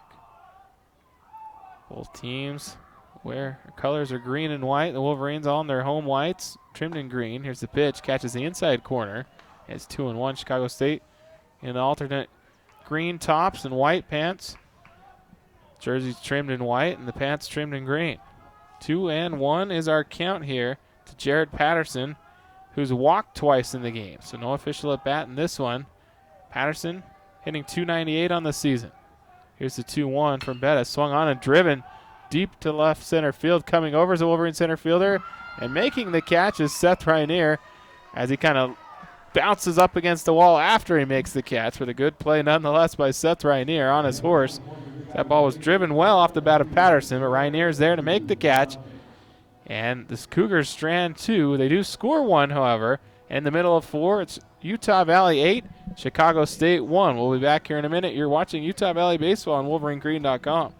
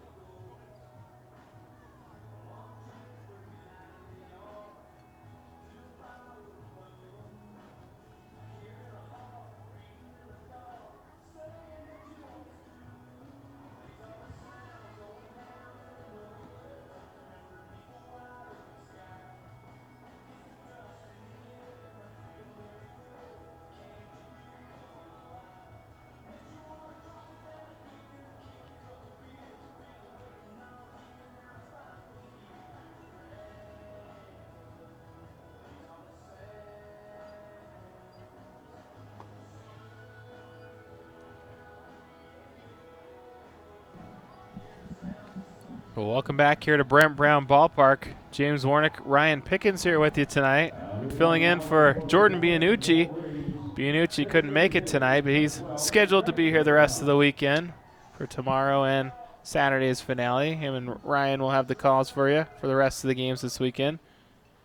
A busy weekend here at Utah Valley University. We head to the bottom of the 4th. Here's first pitch to Craig Brinkerhoff. And it misses downstairs for ball 1. Talking about a busy weekend. This is the first game of a 3-game Western Athletic Conference series between the Wolverines and Cougars in baseball. The Utah Valley softball team is welcoming in Bakersfield for a 3-game WAC series of their own starting tomorrow. They play at 2 o'clock tomorrow, the first game of that series. Brinkerhoff swings at the 1-0 and pops one into shallow center. Going back is the shortstop Alexander, and he can't make the catch. Kind of a blooper that drops in. As it didn't look like Brinkerhoff got all of that one, but able to drop it in for a base hit, and he'll take it as he's 1 for 2 in the game. And, you know, really, when you're kind of in a slump or trying to work out of it, of course you want those hard hit balls, James, but you'll just take something to fall, anything to kind of get that confidence going. Okay, hey, I can get a hit. So, I mean, definitely not the most prettiest hit there if you're Craig Brinkerhoff, but it's a hit at this point. Brinkerhoff aboard. The leadoff man is aboard for the Wolverines here for the 2nd time in the ball game. A 3rd time, I correct myself. And the pitch here to Grayson Bogdan misses for ball 1. Bogdan at the plate. He's 1 for 2 with an RBI single back in the 1st, and he popped up in foul territory in the 3rd. Bogdan, we talked about earlier, had a big weekend last weekend for the Wolverines in Bakersfield. Here's the pitch, called strike, runner in motion, throw down to second, and they've got him. Brinkerhoff caught stealing there The tag applied by Matt Sullivan, the second baseman, and he is called out as Craig Brinkerhoff trying to steal second. So a 2-4 caught stealing there. And there's one away. As Brinkerhoff caught trying to swipe second. Count is 1-1 as the strike was called. The pitch was delivered to Bogdan. Here's the pitch this time from Dylan Engel. And this one's popped up in foul territory. Not able to get there is Chase Matheson. And the count goes to 1-2 now to Bogdan. Swenson tonight behind home plate's had a hard time getting the glove out. So if you're Utah Valley, hey, let's test him and see. And that was probably the cleanest transfer he's had and made a perfect throw down there to get Brinkerhoff. Bogdan batting .250 on the season. Here's the pitch. Swing a ground ball, ranging to his right as Matt Sullivan makes the play, but not in time. Good effort there by the Cougars' second baseman, Matt Sullivan. Able to slide, backhand the ball, pop to his feet, made a decent throw, but Bogdan able to beat it out for an infield hit. You know, watching Chicago State take infield, they worked on those balls in the hole and, you know, how to range far to your right and to your left to make the play. And just a situation like that, practicing something like that there, if you're Sullivan, okay, hey, I've done this before in warm-ups to go deep in the hole. Hey, I can do it in a game as well. Didn't get Bogdan because Bogdan's got some good speed, but practice does make perfect on that. So Bogdan's aboard at the infield single. Seth Rainier swings at the first pitch, and that one just fouled down the left field line. Rainier hammered that ball, but it went just foul, about a foot foul the left field line. As the count's 0-1 on Rainier. Looking at Seth Rainier, his line so far in the game, 0 for 1. Popped out back to the shortstop in the third, and in the first, he walked and picked up an RBI in the process as the Wolverines scored 4 in the first and 4 more back in the third. They lead this one 8-1. We're in the bottom of the fourth. 1 out, runner on. Here's the pitch. Breaking ball catches the top part of the zone. That one clocked at just 66 miles per hour from Dylan Engel, and it's 0-2 here to Rainier. Engel's been so big tonight for Chicago State, giving them these, 3 innings that he's given them to try to keep that bullpen at the rest. You still have 2 more games. You don't want to go that deep into the pen. Engel delivers. This one's high. Here's a snap throw from the catcher, Swenson.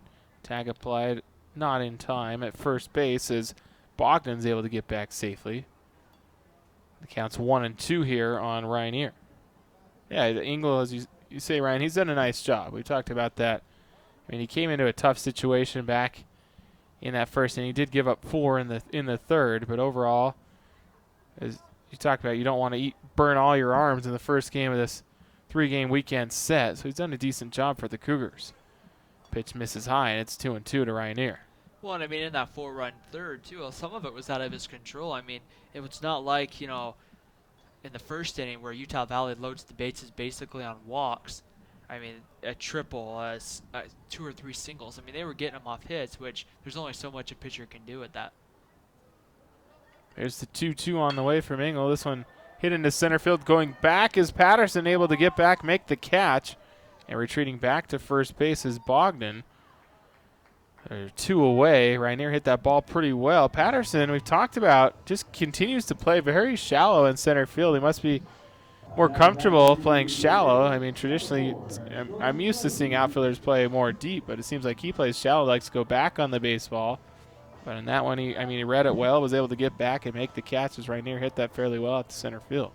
I thought maybe after Cade Andrews hit that ball off the track that maybe he would go, okay, I need to step back a little bit.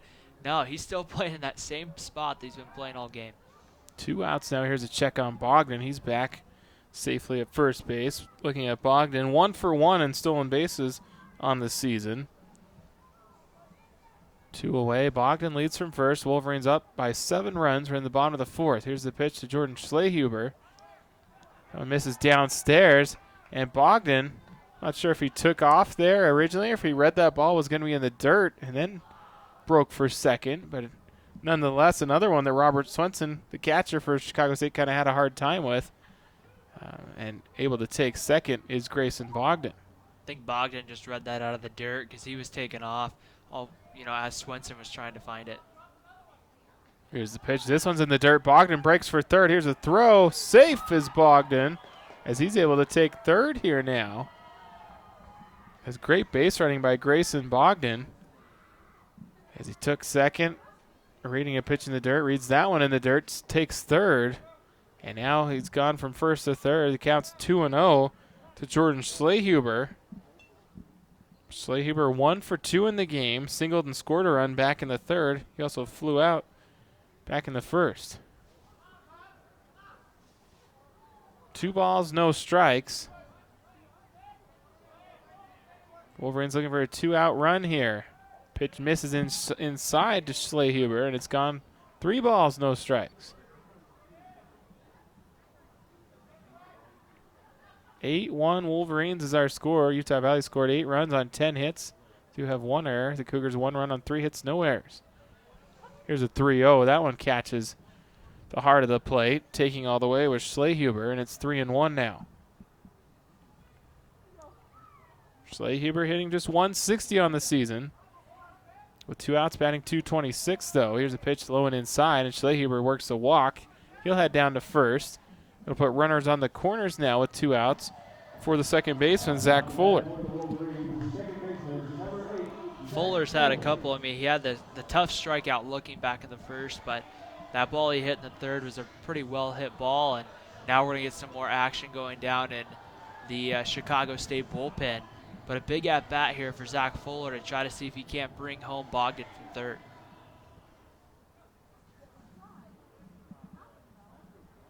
Zach Fuller digs in. First pitch in there for a called strike, and it's 0-1 to him. Fuller, the second baseman, hitting 167 in the game, 1 for 2 with a single up the middle in the third, and he struck out looking back in the first. With 2 outs, Fuller's batting .214 on the season. Runners on first and third. Here's the pitch from Engel, taken outside. It's 1-1 to Fuller.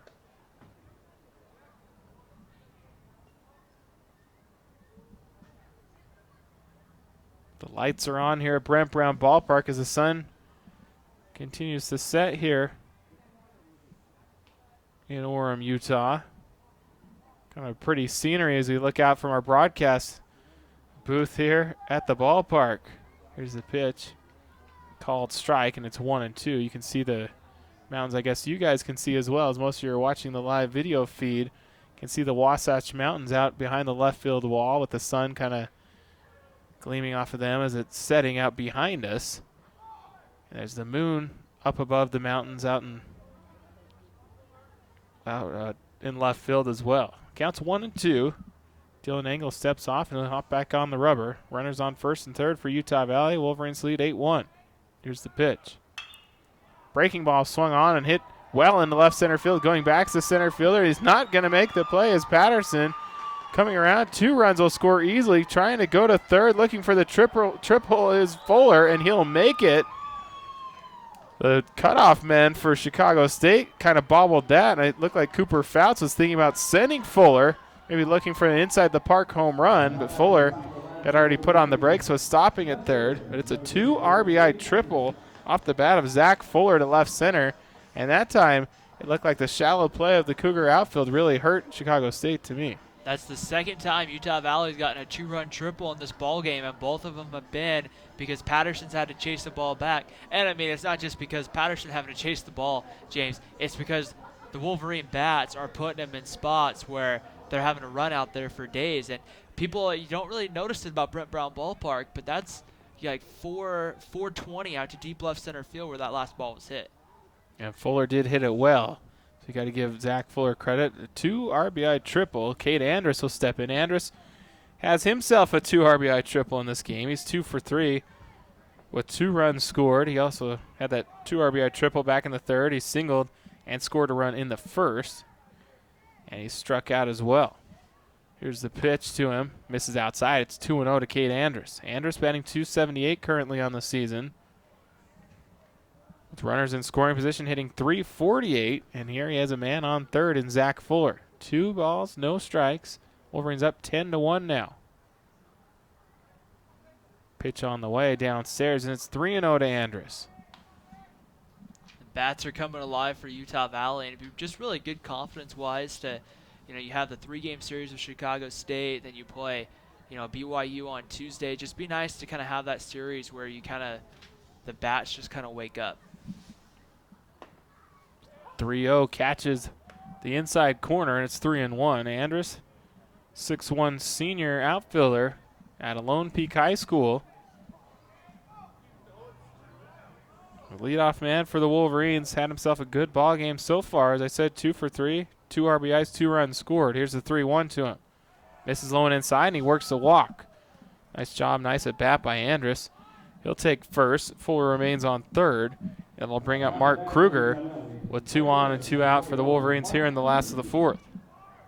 I mean, this is not a guy you want coming to the plate if you're Chicago State, especially with men on base. Kruger's found his way on all 3 times tonight, just kind of doing it in different ways. A walk, a hit, got hit by a pitch, and I think we might have a Chicago State pitching change here as they have a right-hander up. Yeah, I was kind of thinking the same thing. It seems like Dylan Engel might be running out a little bit of steam. A cold night here in Orem, Utah. He came into a tough situation back in the first, really pitched out of a tight jam there back in that first inning. He did well in the second, gave up 4 runs in the third, 2 more here so far in the fourth, and here the Wolverines are threatening again. Runners on the corners with 2 away. This one might be just a visit. Let's see here.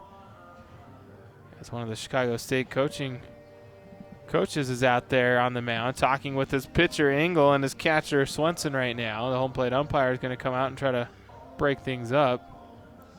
And they're going to go to the bullpen, so it's a chance, I think, to kind of maybe just give him a little more times. I think that is Dylan Starrett, the right-hander, coming in the ball game. But we'll step aside, take a brief break here as the Wolverines will try to continue their rally here in the last of the fourth. It's Utah Valley 10, Chicago State 1. You're watching Wolverine Baseball on WolverineGreen.com.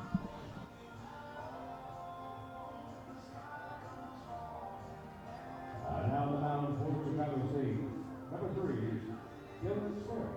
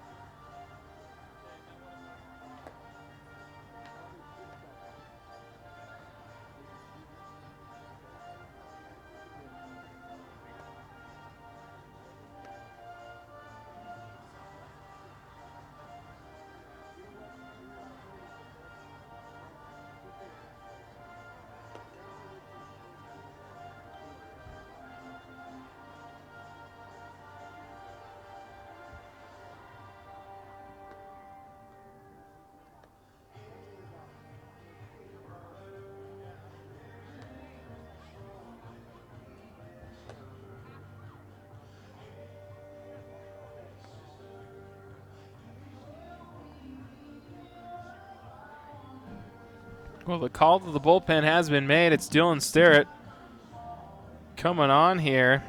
Some numbers on Starrett. It's his 9th appearance.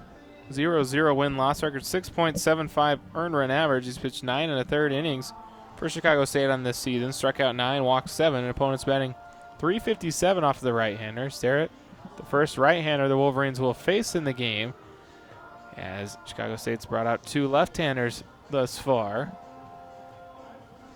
it's kind of interesting at this point with Kruger up to go to the right-hander, just because now you kind of take away that lefty-lefty matchup and you put Kruger at the plate against a right-hander. I would have thought maybe you would have waited with pretty much the rest. Yeah, I mean, this is the only left-handed hitter that Utah Valley has in their lineup, so I would have thought maybe you would have left him in to face Kruger, but apparently the Chicago State coaches like the idea of Starrett against the lefty Kruger. And it is Starrett. Kruger digs in. Runners on first and third for the Wolverines. 2 outs here in the bottom of the fourth. First pitch from Starrett. A late strike called from the home plate umpire, and it's 0-1 to Kruger. Kruger hitting .308 on the season. 1 for 1 in this one. He singled in the second. He walked in the first and was hit by a pitch in the third. So he's reached base all 3 times tonight so far, has Mark Kruger. Also scored 2 runs. Here's the pitch. This one just misses low and away, and it's a 1-1 to Kruger.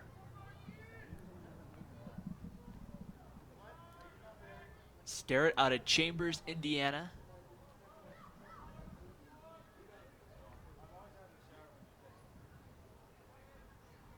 From the stretches, Starrett. Here's the pitch. just misses, and it's 2-1 to Mark Kruger. On third base for the Wolverines is Zach Fuller. He tripled home 2 runs earlier this inning. Kate Andrus is on first after walking before the pitching change was made. Pitch on the way. This one's popped back out of play, and it'll go even at 2 balls, 2 strikes. You can just kind of feel that Mark Kruger's due to put one out on Wolverine way there out past that right field fence. Like, you can just kind of feel it's coming. Not quite sure when it's going to come, but you can just kind of tell that eventually, maybe it happens in this series when he's going to hit one out.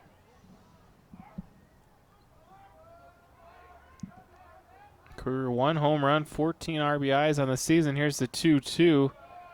Misses low and inside, and taking second is Cade Andrus. As he read that ball in the dirt, he'll sneak down to second base. Now 2 men are in scoring position for Utah Valley, with the big bat of Mark Kruger at the plate.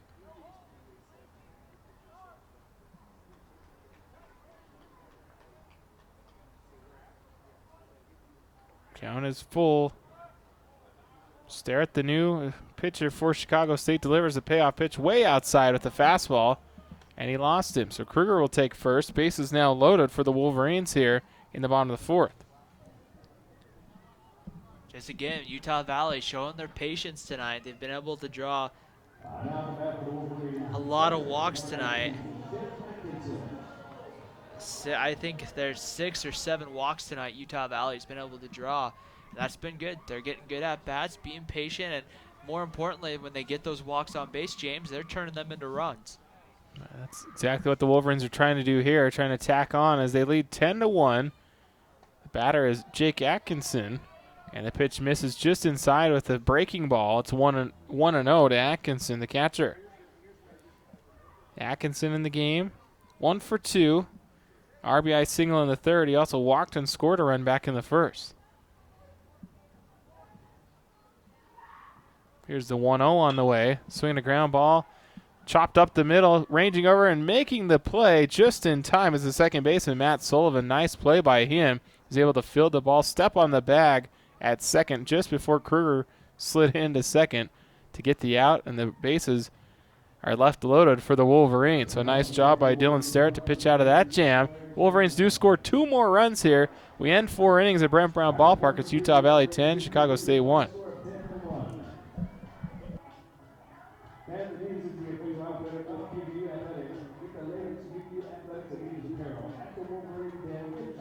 Now open just behind your press box.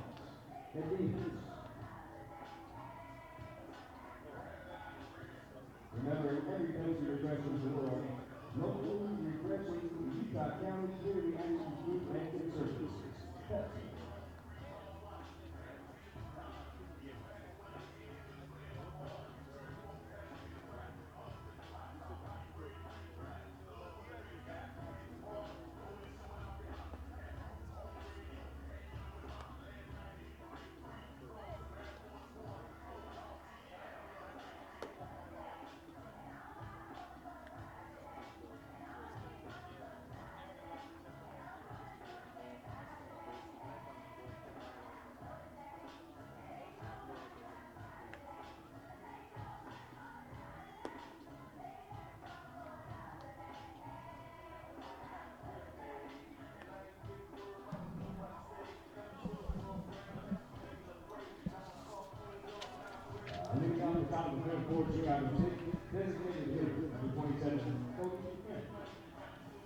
Go to the top of the 5th here in Orem, Utah. Cody Friend.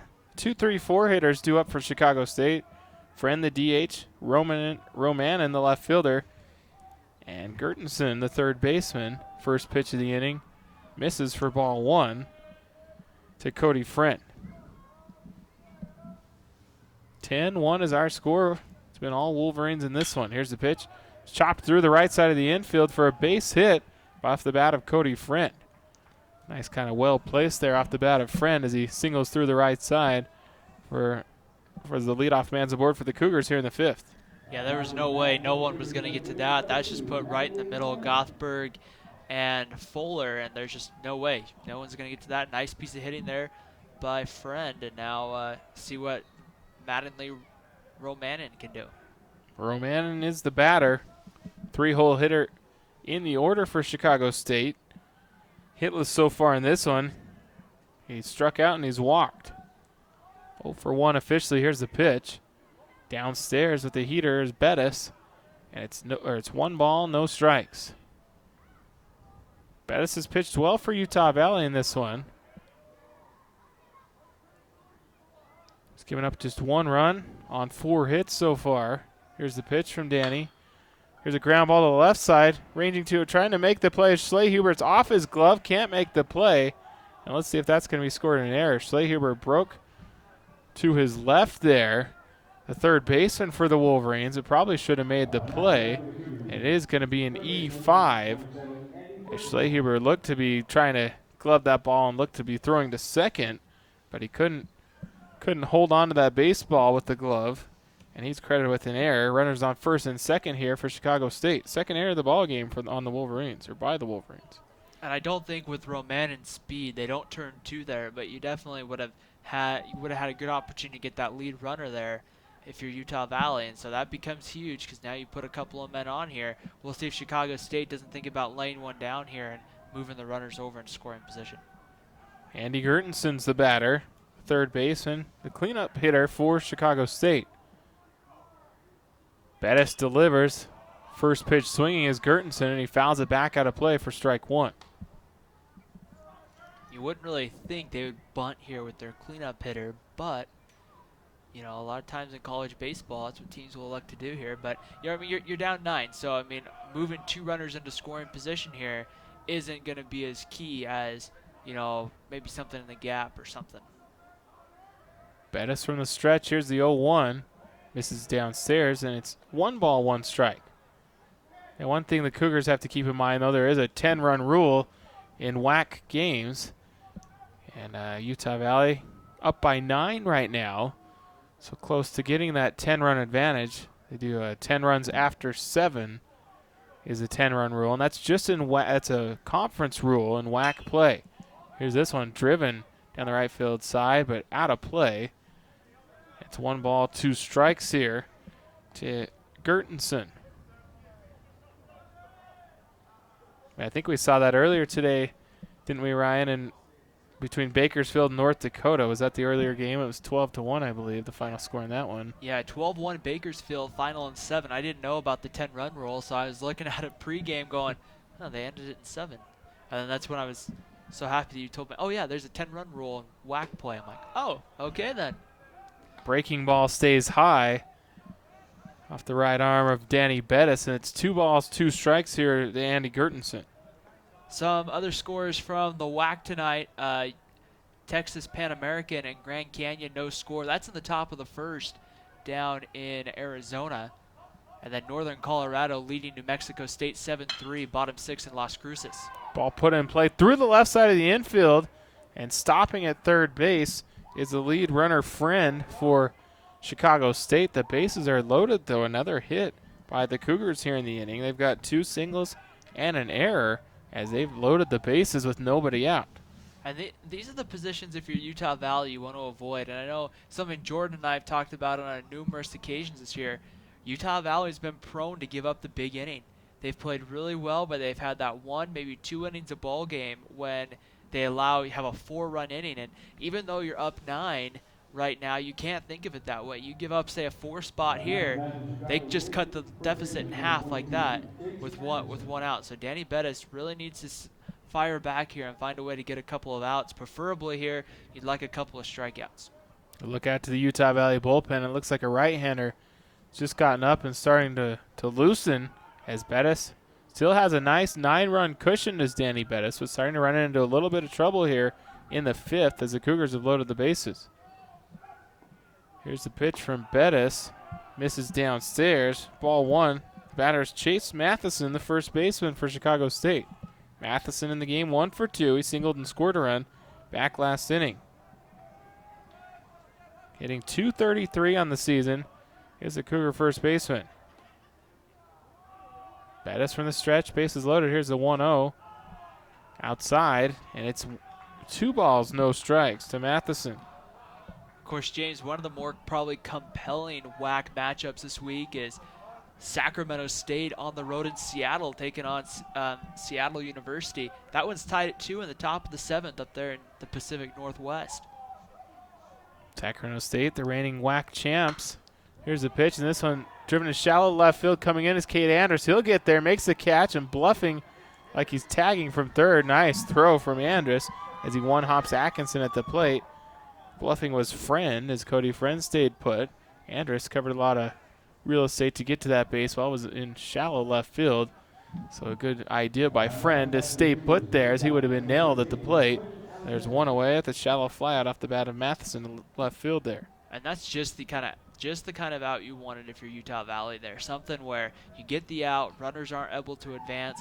Now you put yourself in a position, you get a ground ball up the middle, you can turn 2 and get out of this, and you just stranded Chicago State with the bases full. Yeah, as you say that, Ryan. Middle infielder are back in double play depth. Corner infielders in. Bases loaded, 1 out, and the batter is the shortstop, Quentin Alexander. Alexander hacks at the first pitch and fouls it back for strike 1.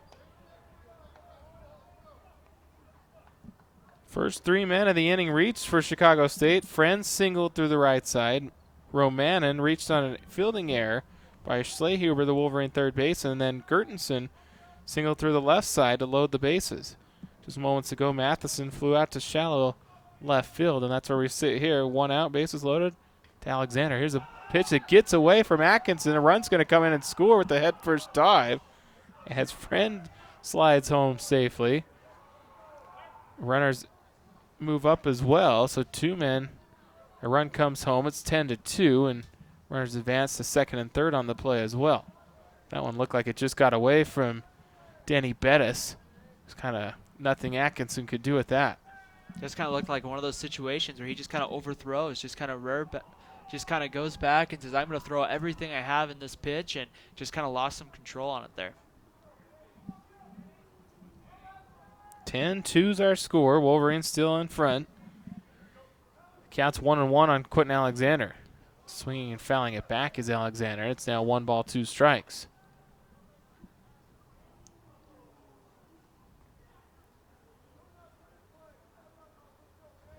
We talked about earlier, Utah Valley holds the all-time series advantage, 21-2 over Chicago State. Both teams coming into the game, however, this season, equal records this year, both 7-19. Here's the 1-2. Curveball just misses as Quentin Alexander really watched that one as he took it, and the count goes even at 2-2. Chicago State, a big win last week over Grand Canyon. I mean, that's a good win for Chicago State over a very good Grand Canyon team that we'll see here at Brent Brown Ballpark at the end of the month. They're one of those teams that's supposed to compete for the top of the WAC standings. Alexander chops it to the right side. Gothberg makes the play, goes to first for the out. A run comes in to score, however. So it's an RBI ground out off the bat of Quentin Alexander as he chopped one to Gothberg at first. 10-3 now is our score. And, you know, James, I mean, for Utah Valley there, you don't like really giving up the run. But when you consider what happened, the base is loaded. You've exchanged now 2 outs for 2 runs. You know, it's not the worst thing in the world. It's not the best result, but, you know, it's also a result that I think that, you know, Dave Carter and Danny Bettis and Eric Madsen, I think they can live with that. Yeah, that one will be unearned as well. It was Romanen who scored, who reached on an error earlier in the inning. First pitch swinging is Matt Sullivan. Now it's fouled back for strike 1. I guess any more runs that come in will all be unearned, as there should be 3 outs technically now, as there was an error earlier in the inning. No balls, 1 strike to Matt Sullivan. 1 for 2 in the game. He fouls it back again, and it's 0-2. You know, I'm impressed by Sullivan. He just kind of gets in there, swings the bat, always seems to make good contact, even if he fouls the pitch back. He just goes up there and just finds a way to make contact and just kind of do the little things right. I mean, he just had, you know, he had the little pop out to first, but for the most part, he just stands in there and does his job as a baseball player. 0-2 on the way from Bettis, high and outside, and it's 1-2 here on Matt Sullivan. Sullivan, .316 batting average. As I said, 1 for 2 in tonight's ball game. First game of a 3-game weekend series between the Wolverines and Cougars. here at Brent Brown Ballpark in Orem. Game 2 will come tomorrow at 6 o'clock once again. Here's a pitch, and it's a fly ball high in right field. Kruger didn't see it at first, has to race to his right and is able to get there just in time. It looked like Mark Kruger might have lost that in the lights, really didn't know where it was. Picked it up at the last instance and was able to get to it to make the play. Chicago State scores 2 runs here in the inning. They strand a runner, and in the middle of 5, it's Utah Valley 10, Chicago State 3.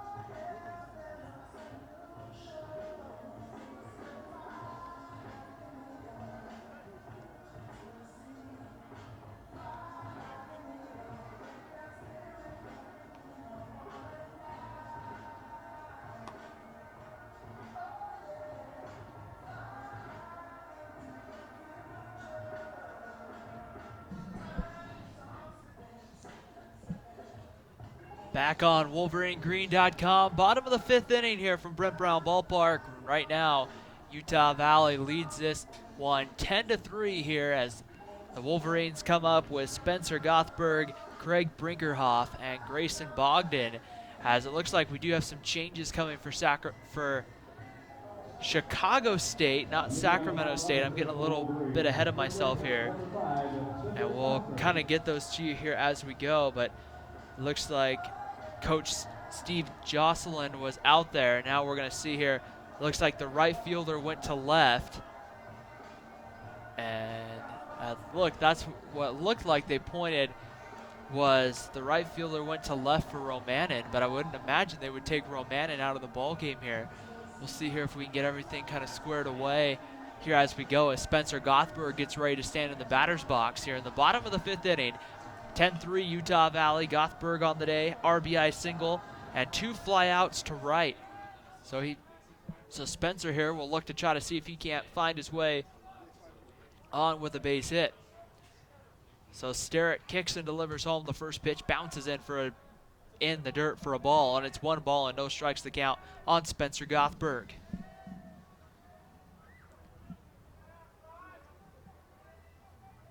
Sterrett, the right-hander from the stretch, looks in, gets the sign, and kicks and delivers the 1-0 pitch, and that sits right on the outside corner and evens the count at 1 ball and 1 strike.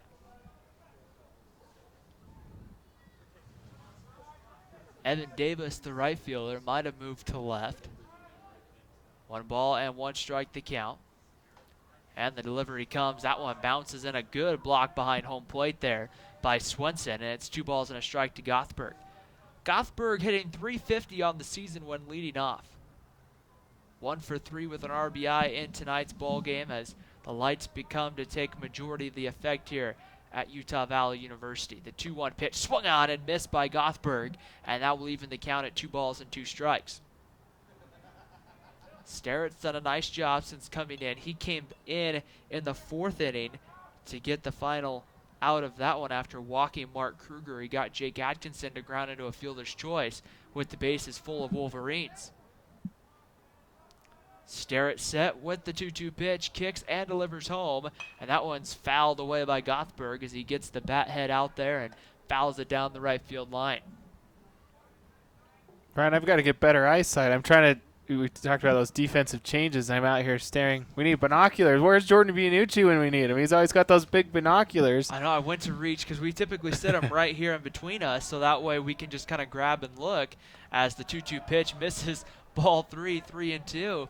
My parents had 2 pairs at their house in Oregon, and I was home for Christmas, and I said, I said, Dad, I need to take one back to Utah with me. And he goes, oh, okay, well, which one do you want? And had him sitting right there next to my suitcase. And I said, oh, I don't need him for a couple more months. Send him to me.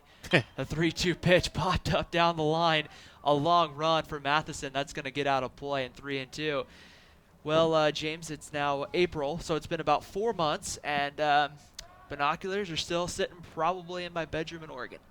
I was going to say, well, maybe your dad's listening tonight, though. Maybe he'll hear this and send them to you. They probably, the funny thing you say that, they probably are listening right now.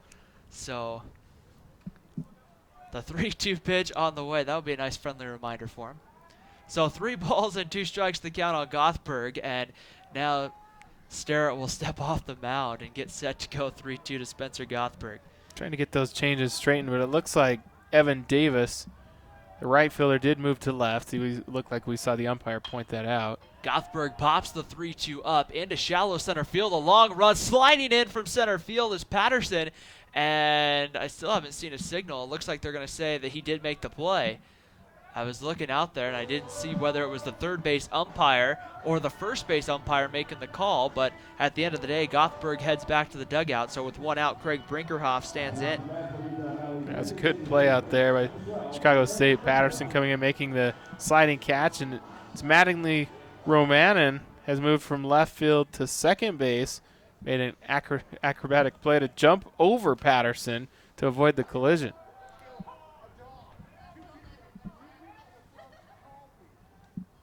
Craig Brinkerhoff in there takes the first pitch called strike, and it's 0-1 to Brinkerhoff. Brinkerhoff is 1 for 2 on the night, and that one misses low and away, and it evens the count at 1 ball and 1 strike. So Romanin, James, goes from left to second, Davis from right to left.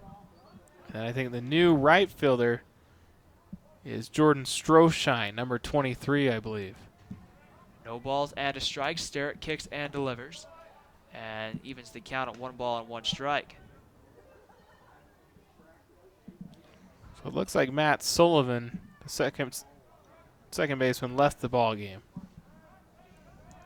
2 balls and 1 strike. The kick and the delivery on its way. Swung on, grounded in the hole. It's going to be fielded by Alexander. His long throw across the diamond in time to get Brinkerhoff, and there's 2 away here in the 5th inning. A nice play there by Quentin Alexander, able to retire Brinkerhoff. 2 quick outs here in the last of the 5th. Yeah, that's a tough, that's not necessarily an easy throw. Brinkerhoff, not the slowest guy anyway as well. He's got pretty good wheels behind him, and Alexander still makes that throw across the diamond in plenty of time. So with 2 outs, Grayson Bogdan comes to the plate. 2 hits tonight for Grayson and a pop out to first. And the first pitch coming home to Bogdan, swung on and missed. It's no balls and a strike. No balls and 1 strike on the Wolverine shortstop. Sterrett working from the stretch. We noticed it earlier with the left-hander Engel that a lot of the pitchers are working from the stretch regardless of if there's base runners on. And Sterrett, the right-hander, doing the same thing here. The 0-1 pitch, that one misses below the knees and evens the count at 1 ball and 1 strike. Bogdan, with his 2 hits tonight, brings his average up to 258. Grayson had a slow start to the season for him, as did a couple of these Wolverines. Him and Craig Brinkerhoff and a couple of the other Wolverine bats that were pretty consistent last year just kind of struggled to start the year, and now they're starting to get going as Bogdan pops that one up into center. Sending Patterson back, still ranging back, and he makes the play, and the 5th inning comes to an end. So Utah Valley goes 3 up and 3 down against Sterrett in the 5th. We head to the 6th there at Brent Brown Ballpark. Utah Valley 10, Chicago State 3. You're watching Utah Valley University Baseball here on WolverineGreen.com. Utah's #1 Miami dealer with 4 models that get up to 40 miles per gallon, all backed by their no regrets promise. Murdoch Hyundai conveniently located in Linden, Logan, and South Salt Lake. Pizza Pie Cafe, happy had your pizza today. We are how you can eat buffet. Pizza, pasta, and salad, and fries.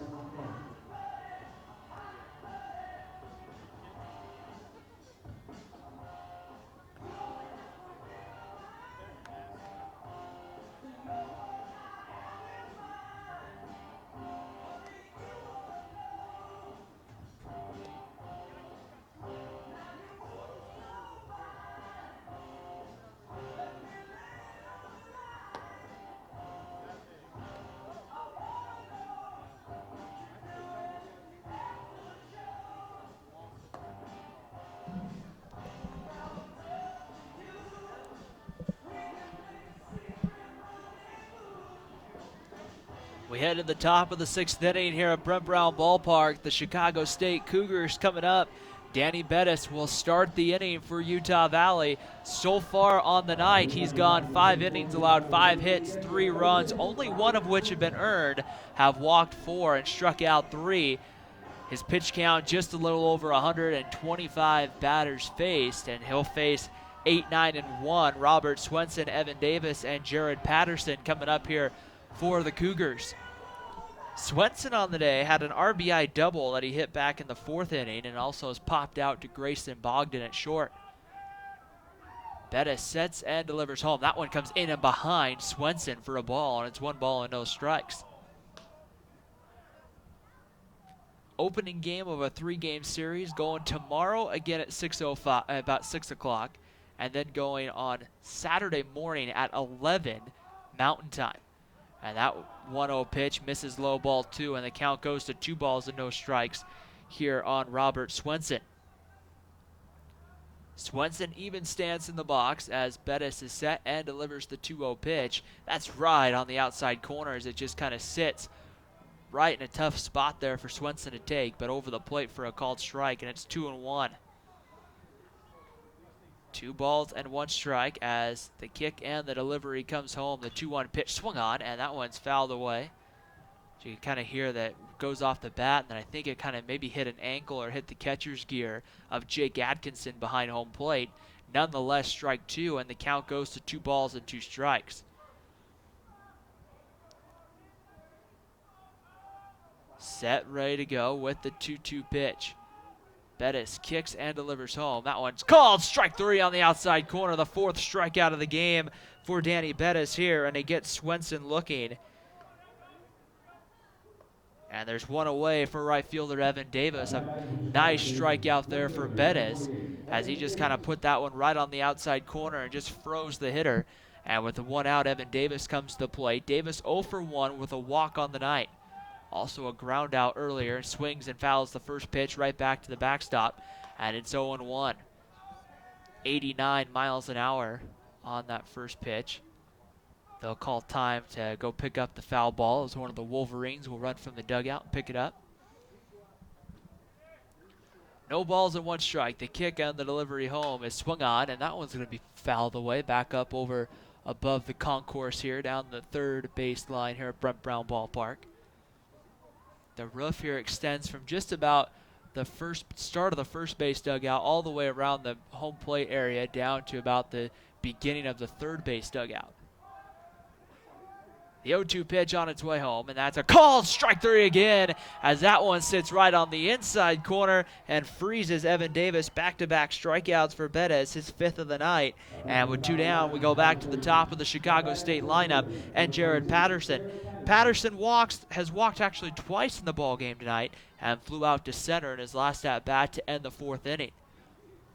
So Bettis back putting it on cruise control here in the 6th. Bettis will call, Jake Atkinson's going to come out, and I think they took a quick look into the Utah Valley dugout to see if Dave Carter or Eric Madsen were going to come out. No action in that Utah Valley pen right now. They had somebody warming up in the top of the 6th inning, but then Bettis shut the door on the Chicago State rally, and here he struck out the first 2 hitters. And the first pitch to Patterson is in there again, belt high with the fastball at 90 miles an hour. So Bettis between 90 and 92, still throwing 90, about 110 pitches into his outing. That's pretty impressive. No balls and a strike. Bettis kicks and delivers home, and that one again just misses low, and the count evens up at 1 ball and 1 strike. So that one there just a little bit further over the plate, or just a little bit up, and that's a called strike 2. So the count goes even, 1 ball and 1 strike. Bettis set from the windup, kicks and delivers the 1-1 pitch, and there's a breaking ball that comes in low, and it's 2 balls and a strike. Utah Valley, 10 runs on 11 hits, 2 errors tonight. Chicago State, 3 runs on 5 hits and no errors. 2 balls and a strike, the kick and the delivery home from Bettis, and that one misses low and inside ball 3, and the count runs to 3-1. So a good fastball count here for Jared Patterson as Cody Friend waits on deck for Chicago State. 3 balls and 1 strike to count. The kick and the delivery comes home, and that one missed high, but nonetheless ball 4. And so getting on is Jared Patterson, his 3rd walk of the game. The poor guy not really the poor guy, but 3 of his 4 at-bats tonight haven't gone down as official ABs, as his only official at-bat was the fly out in the 4th, so he's 0 for 1 with 3 walks, which really helps his on-base percentage, but doesn't really help his batting average, as Cody Friend will come in. Friend had a single, reached out in air, and lined out to third. With 2 down, first pitch fastball misses away, and it's 1 ball and no strikes. And that last walk will once again prompt some action down in the Utah Valley bullpen. A right-hander starting to get loose for the Wolverines. Some pitchers just tend to get a little more fired up when they see some action going to the pin. The 1-0 pitch swung on, and Friend fouls it back up over above the third base roof, and it's 1 ball and 1 strike. Danny Bettis started the inning off with back-to-back strikeouts. Looking for that 3rd out here in the bottom of the 6th and get his Wolverines up, who will come up in the bottom half with Rainier, Schlehuber, and Fuller, 7, 8, 9. The 1-1 pitch, a called strike 2 on the outer half, and the count goes to 1 ball and 2 strikes. 1 ball and 2 strikes the count. Friend takes a step out of the box, but now comes back in.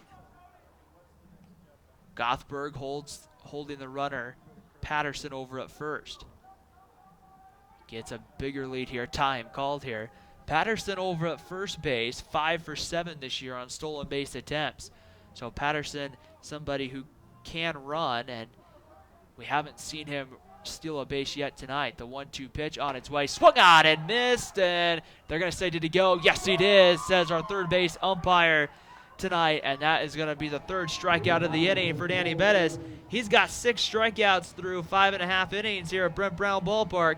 It's Utah Valley 10 and the Chicago State Cougars 3. You're watching Utah Valley University Baseball here on WolverineGreen.com. Put that down as a hit. We'll wait and see for the official. I haven't seen it go up on the scoreboard yet, but it might have already have gone up. We know here right now Rainier's on at first to start the 6th inning, and Jordan Schlehuber is going to come to the plate, and it was ruled a hit. Okay.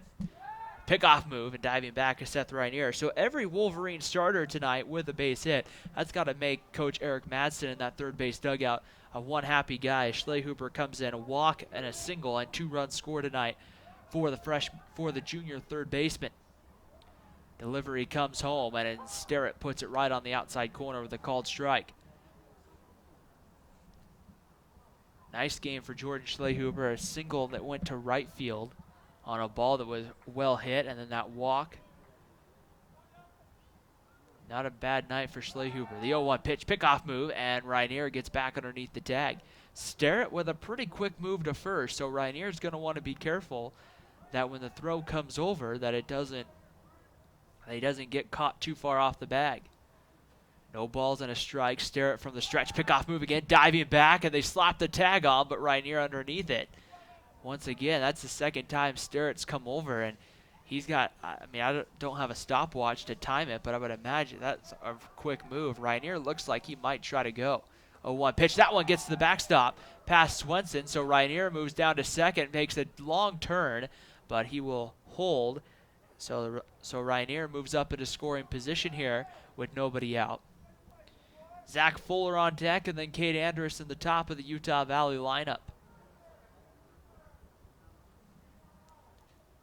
Sterrett will make the walk back out onto the pitcher's mound here. Swenson's done a good job tonight for the most part of keeping the ball from getting to the backstop, but here, a deep enough backstop, if it gets past the catcher, it's an easy 90 feet. The 1-1 pitch there paints the outside corner and right at the knees from Schlehuber, and it's 1 ball and 2 strikes.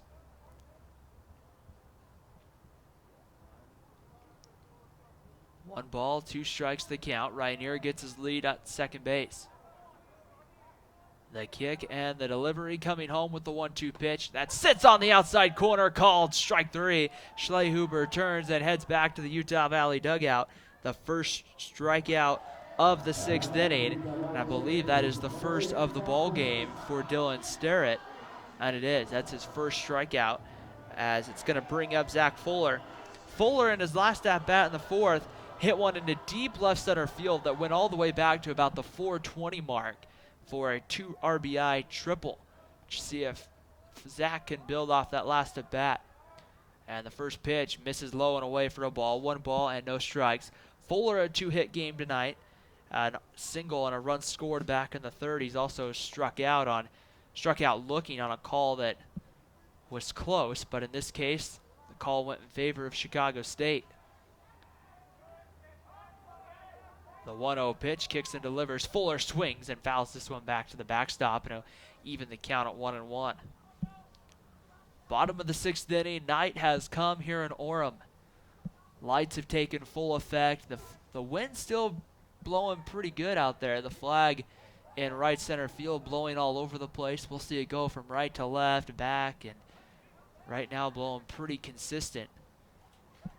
No balls and a strike. The delivery comes home, and that one misses low and away. Ball 2, and it's 2 balls and 1 strike to count on Zach Fuller. So Fuller working the count well to get into good hitters counts. Looking to see here if he can't get a base hit to score Seth Rynier. Outfield playing pretty straight away here for Chicago State. The 2-1 pitch on its way home sits right off the plate, and the ball goes, it's a ball, so the count goes to 3-1. So 3 balls and a strike now on Zach Fuller. You would think here a good 3-1 fastball count. Sterrett would want to go with the fastball to try to make sure he can control something over the plate. The 3-1 pitch on its way misses low and inside for ball 4. You saw Zach Fuller there in the batter's box start to go to first, stop, and then go, oh, he's going to call out ball 4 and head down to first base. He did that back in that first at-bat, started towards first, and the home plate umpire then rung him up. So they're not making the same mistake twice, and we go back to the top of the Wolverine lineup in Cade Andrus. Andrus has 2 hits tonight, including a 2-run triple back in the 3rd. Walked, and also walked in the ball game. So he's been on 3 times, all struck out back in the 2nd. We're going to have a visit out to the mound here by a coach here for Chicago State. In fact, they're going to pull the whole infield together. There's no action in the bullpen, so I'm assuming here they're just going to talk about everything here, just get everything all set up for how they want to play this with 1 out. Now that we are in whack play here, and the first time that we're seeing Utah Valley here, there is a 10-run rule that comes into effect in 7, and the 10th run sitting at the plate in Cade Andrus. So hypothetically, let's just say Utah Valley scores 3 here, and they hold Chicago State in the top of the 7th, and that would be it. The ball game would be over. But we'll see here. Obviously, it's not necessarily the best outcome that you want, depending on whether you're a Utah Valley fan or a Chicago State fan. But we'll see here how Cade Andrus wants to play it here as he stands in the box with 1 away. Andrus has had some really good at-bats here recently. Hasn't really had a bad at-bat probably for the last couple of weeks from what I could tell.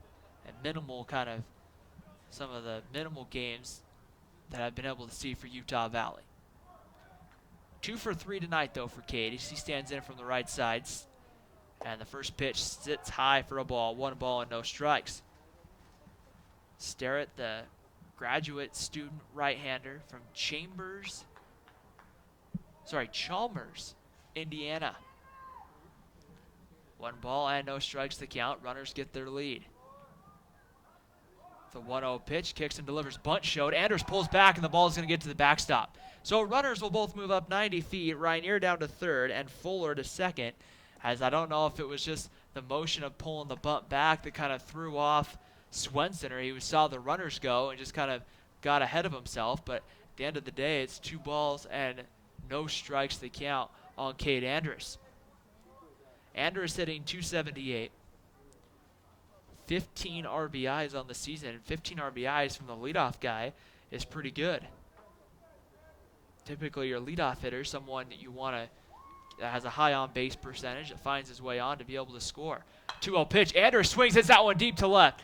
Sending Davis back. It is going to one-hop the wall and comes back into left center field. 2 runs will easily score. Andrus is going to put the brakes on at second, and it's now 12-3 Utah Valley as Rainier and Fuller score. And really off the bat, I thought the kid Andrus had enough to get that one out of here, but it just hits off the top of the wall and keeps that run from scoring. It's 12-3 as Andrus has knocked in 2 for the second time tonight, a 4 RBI game, and now he's a home run away from the cycle. He's now, home run away from the cycle, so we'll see if he gets another at-bat today. Here's Kruger, and he hits that one deep to right field. Doesn't have enough. It's back, and it's gone. Home run for Mark Kruger, a 2-run shot to make it 14-3. I remember saying it a few innings ago that you could just tell that he was due for one, and I didn't expect it to be in this one as Mark Kruger goes yard. It's now 14-3 Utah Valley here in the bottom of the 6th inning. A 2-run shot for Mark Kruger as that one went off into Wolverine Way. If you're unfamiliar with the campus here at Utah Valley University, there is a road that runs along the right field fence that takes you around to the other athletic complexes and other parts of the campus here. And that road out there is Wolverine Way. So with one out, here comes catcher Jake Atkinson. Atkinson kicks and delivers home, and that one misses away for a ball, and it's 1 ball and no strikes.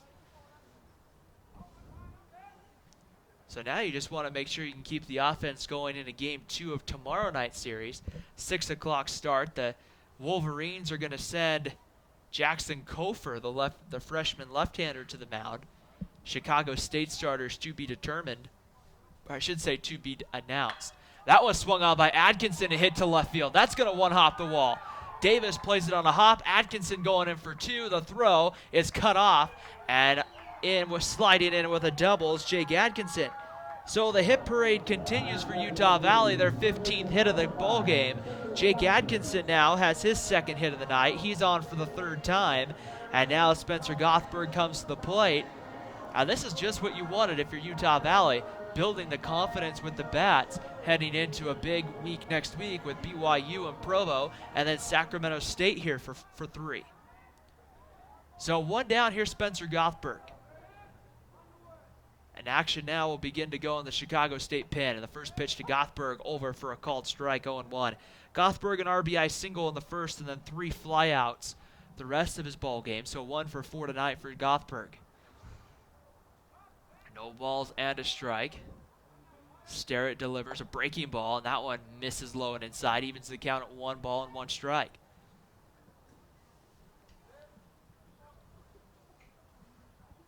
Chicago State's going to have some work to do in the top of the 7th. 1-1 pitch on its way home, and that one misses off the plate for ball 2, and it's 2 balls and a strike. They'll bring up Romanin, Gertzelin, and Matheson, 3, 4, and 5. 2 balls and a strike to count. The kick and the delivery comes home, and that's over for a called strike. Evens the count at 2 balls and 2 strikes. And just what an offensive performance that we've seen, James, here, especially big innings tonight. That's the 3rd 4-run inning that Utah Valley's had tonight. I took a little dinner break, Ryan, and the hits just broke out for the Wolverines. It seemed like everyone is getting a big hit right now. Gothberg fouls that one over to Coach Cooper Fouts in the 3rd base coaching box, and we'll do another 2-2 pitch. Yeah, it's good to see you're talking about. Great to see for this Wolverine ball club. I mean, I've had a tough time getting the hits going this season. It seems like everyone's kind of been slow, but it seems like they've really been coming together as of late, and it's great to see right now as the Wolverines up 14-3, and they've scored 4 more runs here in the last of the 6th. Sterrett set with the 2-2 pitch coming home. That one's going to get to the backstop. Moving up 90 feet will be Jake Atkinson. He'll take a turn around 3rd, and the count goes to 3 balls and 2 strikes. And for Chicago State, really, they want to finish off. I mean, however, whether we have, 3 innings left of this game or another half inning at the conclusion, if you're Chicago State, you want to finish the rest of this game off very strong, because you still have 2 more games in this series. You don't want to have tonight's game roll over to tomorrow's game. Then you have a quick turnaround and play a Saturday or late morning game a bad game where it kind of hurts morale can kind of turn into 2 or 3 bad games. That's not what you want if you're Chicago State. Yeah, definitely. That's the Cougars will definitely try to turn things around here late in this one. 3-2 pitch misses low to Gothberg, ball 4. So Gothberg's on for the second time tonight, and Utah Valley now brings Craig Brinkerhoff to the plate with 2 men on. In fact, we're going to have a pinch hitter for Brinkerhoff. It's going to be Cody Moon, number 13.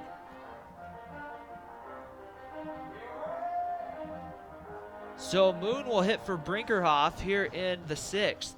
His first plate appearance of the game. Moon, the freshman from Burley, Idaho, played his high school baseball at Burley High School. We've seen Cody Moon at times this year come in. He's gotten a few starts on the season for Utah Valley, typically at the designated hitter positions, done fairly well. Had a great series against St. Mary's and fouls the first pitch away. He just kind of goes up there, James, looking to hit immediately, gets a pitch he likes, and finds a way to get a hit. Yeah, I think Cody Moon, if I remember right, got a start. It might have been the cleanup hitter against BYU a couple weeks ago in a home game here against the other Cougars, the BYU Cougars.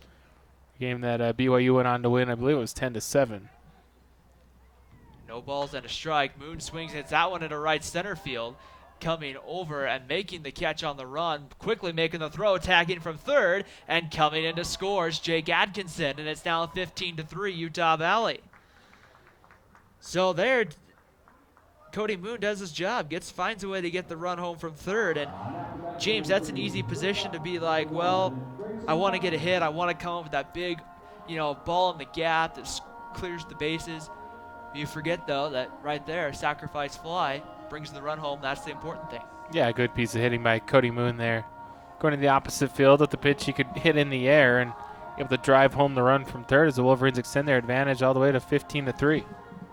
So 2 down here in the inning, and that's going to bring up the 9th man to come to the plate tonight, Grayson Bogdan. Utah Valley's batted around once. They've sent 8 guys to the plate multiple times here in the inning. Bogdan hits that one very deep, and that's going to one-hop the wall. Coming in around third and scoring is Gothberg. Bogdan's going to put the brakes on. It's now 16-3 Utah Valley. Yeah, the hitting just continues. The bats continue to shine here in the inning, I should say, as Spencer Gothberg gets in the act with the double. That ball was hit deep to right center. Just as you said, one hopped in front of the Vasa Fitness sign out there.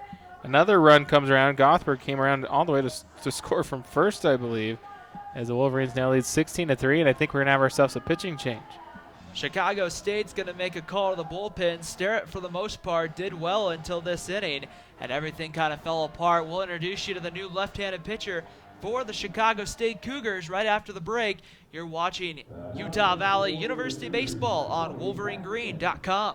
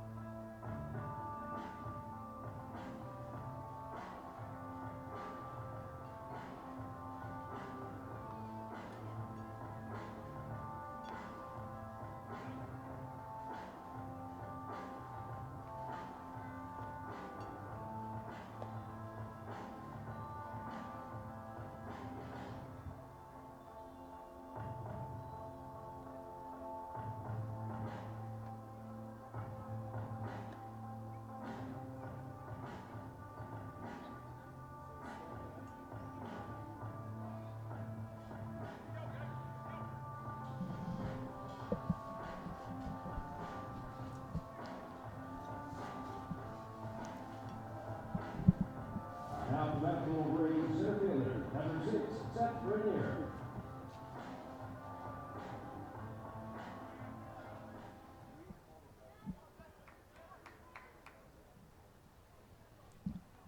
New pitcher on for Chicago State, number 20, Matt Schmidt. And he pitches the first pitch here to Seth Rainier. who fouls it away. No balls on a strike on Seth. Right, I was trying to look for some numbers on Matt Schmidt, looking over the Chicago State stat sheet, and I believe it's his first appearance on the mound. He's listed as an infielder. The left-hander Matt Schmidt getting his first appearance on the mound here for the Cougars this year. 0-1 pitch misses low for a ball, and it's 1 ball and 1 strike. Ryanier led off the inning with a single and then came around to score. 1 ball and 1 strike, and the pitch comes. Ryanier grounds that one to third. Fielded cleanly. The throw across the diamond is, I think it might have pulled him, but nope, they're going to call him out. So it was close, a pretty close play at first, but Utah Valley does the damage at the end of 6 complete here at Brent Brown Ballpark. It's Utah Valley 16, Chicago State 3. The Cougars need some runs in the 7th. Is Utah Valley 3 outs away from a whack win? We'll find out after the break here on WolverineGreen.com.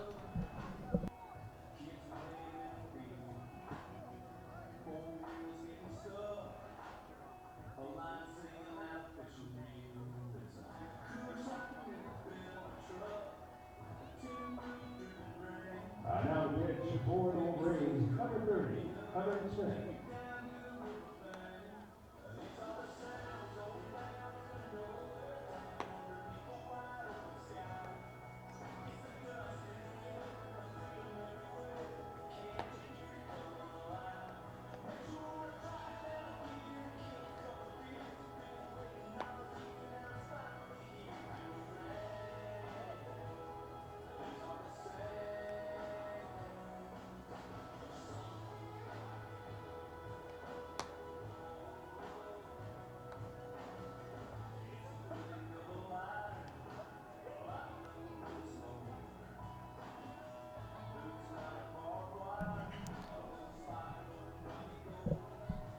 Top of the 7th inning here on WolverineGreen.com. Chicago State coming up. They need some runs, and they need some runs quickly. And they'll have to do it against a new pitcher. Right-hander Hunter Smith takes over. Smith, a freshman from Taylorsville, Utah, prepped at Cottonwood High School. And he'll first face David Wright, a senior from DeSoto, Texas. And the first pitch is away for a ball, 1 ball and no strikes. Wright pinch hitting here for Mattingly Romanen. 1-0 pitch to Wright, comes home, swung on and missed, and it's 1-1. Wright hitting 167 on the year.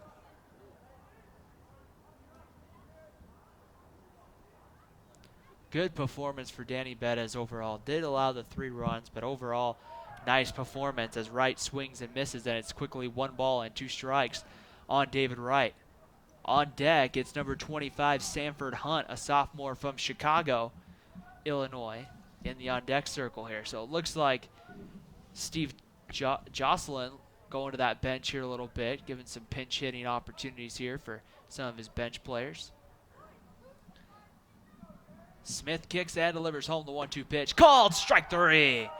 David Wright caught looking, the first strikeout for Smith, and the first out here in the 7th inning. And now it's going to be Sanford Hunt, number 25, to pinch hit for Gernselen.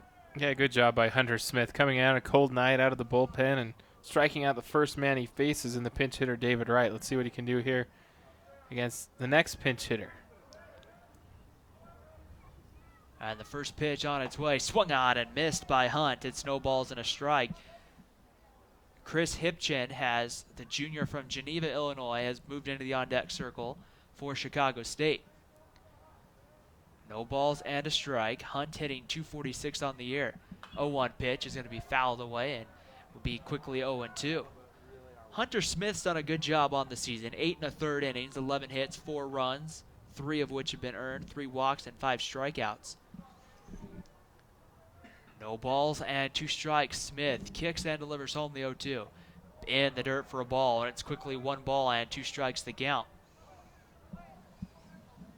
Game 2 tomorrow, 6 o'clock first pitch from Brent Brown Ballpark. A little Friday night baseball action. If you can't make it out to the ballpark here, tune in here on WolverineGreen.com. The 1-2 pitch grounded through the hole into left field for a base hit. So Sanford Hunt finds his way on with a 1-out single in the 7th. Yeah, good job by Chicago State pinch hitter there, Sanford Hunt. Talked about last inning, Ryan, that Chicago State doesn't kind of want to roll over here. I mean, with trailing 16-3, Cougars want to get some momentum going. They've still got 2 more games. I mean, they definitely could turn this around. You've seen stranger things happen here in this ball game. They still have a chance here. 2 outs remaining, down by 13 runs. But, I mean, just looking forward to the next couple of games. Definitely want to get some momentum going towards tomorrow, and hopefully that'll carry on into Saturday's ball game as well. A nice job by Sanford Hunt coming through with the pinch hit single. And that's hard to do. I mean, you take batting practice, but you think of it, it's now 10-9. They took batting practice at around, I want to say 4:45. So you're been a little earlier than that, yeah. Yeah, you sat there on like a cold night and haven't really touched a bat, maybe jogged down to the outfield wall and back, as the first pitch to Hipchin is taken low for a ball, 1 ball and no strikes. But that's a hard thing to do, to come in, face a fresh pitcher, and come through with a solid base hit. Hipchin, a junior from Geneva, Illinois. Started his college career at Walters State Community College. That one is going to be fouled away, and it evens the count at 1 ball and 1 strike. Yeah, Hipchin kicking those feet around. I think he might have fouled that off of his foot. It definitely hurts in a cold night like tonight. Now that, and if you hit the ball too far on the end of the bat and it just rings through your hands, or too far in. I had that happen in a Little League game one time. I still remember that feeling. I didn't know what happened. All of a sudden, I'm like, what happened? I'm just grabbing my hands going, I don't think I can step back in the batter's box. Of course I did.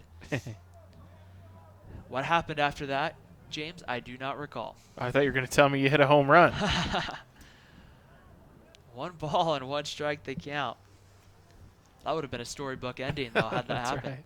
The 1-1 pitch on its way, swung on and missed, and it's 1-2 to Hipchin.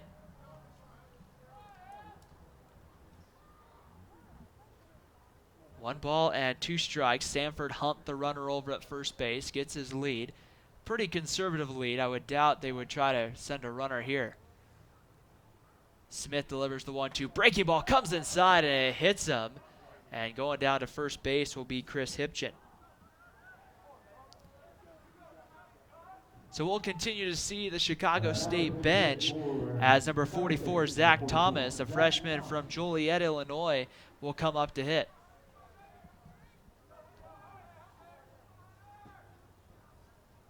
He'll hit here for Quentin Alexander. Yeah, the 4th straight pinch hitter of the inning for Chicago State. And the Cougars trying to get a little rally going here with 1 out. Had 2 straight guys reach base. Single by Hunt. Now Hipchin's hit by the pitch. Now Thomas comes up with a perfect batting average here, James. He's 1 for 1. Typically, I wouldn't make a big deal of the idea of being 1 for 1, but since he does have a perfect batting average, I mean, batted 1,000. I mean, but sometimes you have to give the actual, at bat with hits stat. Right, he can tell everyone he's hitting a perfect 1,000 on the season. There you go. And maybe he'll be 2 for 2. We'll wait and see what he does here. 1 ball and no strikes to the count. Hunter Smith, the right-hander, in a little bit of trouble here in the 7th. And the 1-0 pitch in there at the knees for a called strike, 1-1. 1 ball, 1 strike. Runners get their lead. Sanford Hunt at second. Chris Hipchin over at first. Smith checks the runner at second, delivers home. That one misses low for a ball, and it's 2 balls and a strike. 16-3 Utah Valley. 16 runs on 16 hits. When you really look at it, Utah Valley's left 9 runners on base as well. The 2-1 pitch is going to be chopped up the middle of the short. Bogdan's going to have to field it quickly, makes the throw in time, and there's 2 away. Bogdan charged quickly and then had to just get the for sure out over at first. And with 2 outs, Zach Thomas now only hitting .500. So with 2 outs here, and that's going to bring up Jordan Stroshin, the senior from Marion, Iowa, to step up. Yeah, Stroshin finally is not pinch hitting. He came in to play defensively last inning. Replaced Sullivan out in right field, I believe. The first pitch into Stroshin is in there for a called strike, 0-1. Stroshin hitting 186.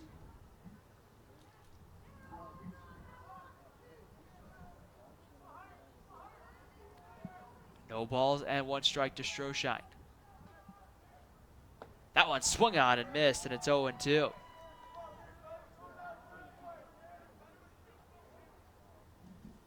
No balls and 2 strikes as Chicago State's down to their final strike. Hunter Smith trying to shut the door on the Chicago State rally. Smith, the right-hander. The 0-2 pitch on its way home, just off the plate for a ball, 1-2. The count here on Stroshine. Game 2 of a 3-game series tomorrow, 6 o'clock. Game 3 Saturday morning at 11 a.m. So an early start on Saturday. Just moved back an hour. And the pitch, that one's going to be chopped up the middle. Going to be a tough play for Fuller. Back throws across his body and on a hop, and they got him.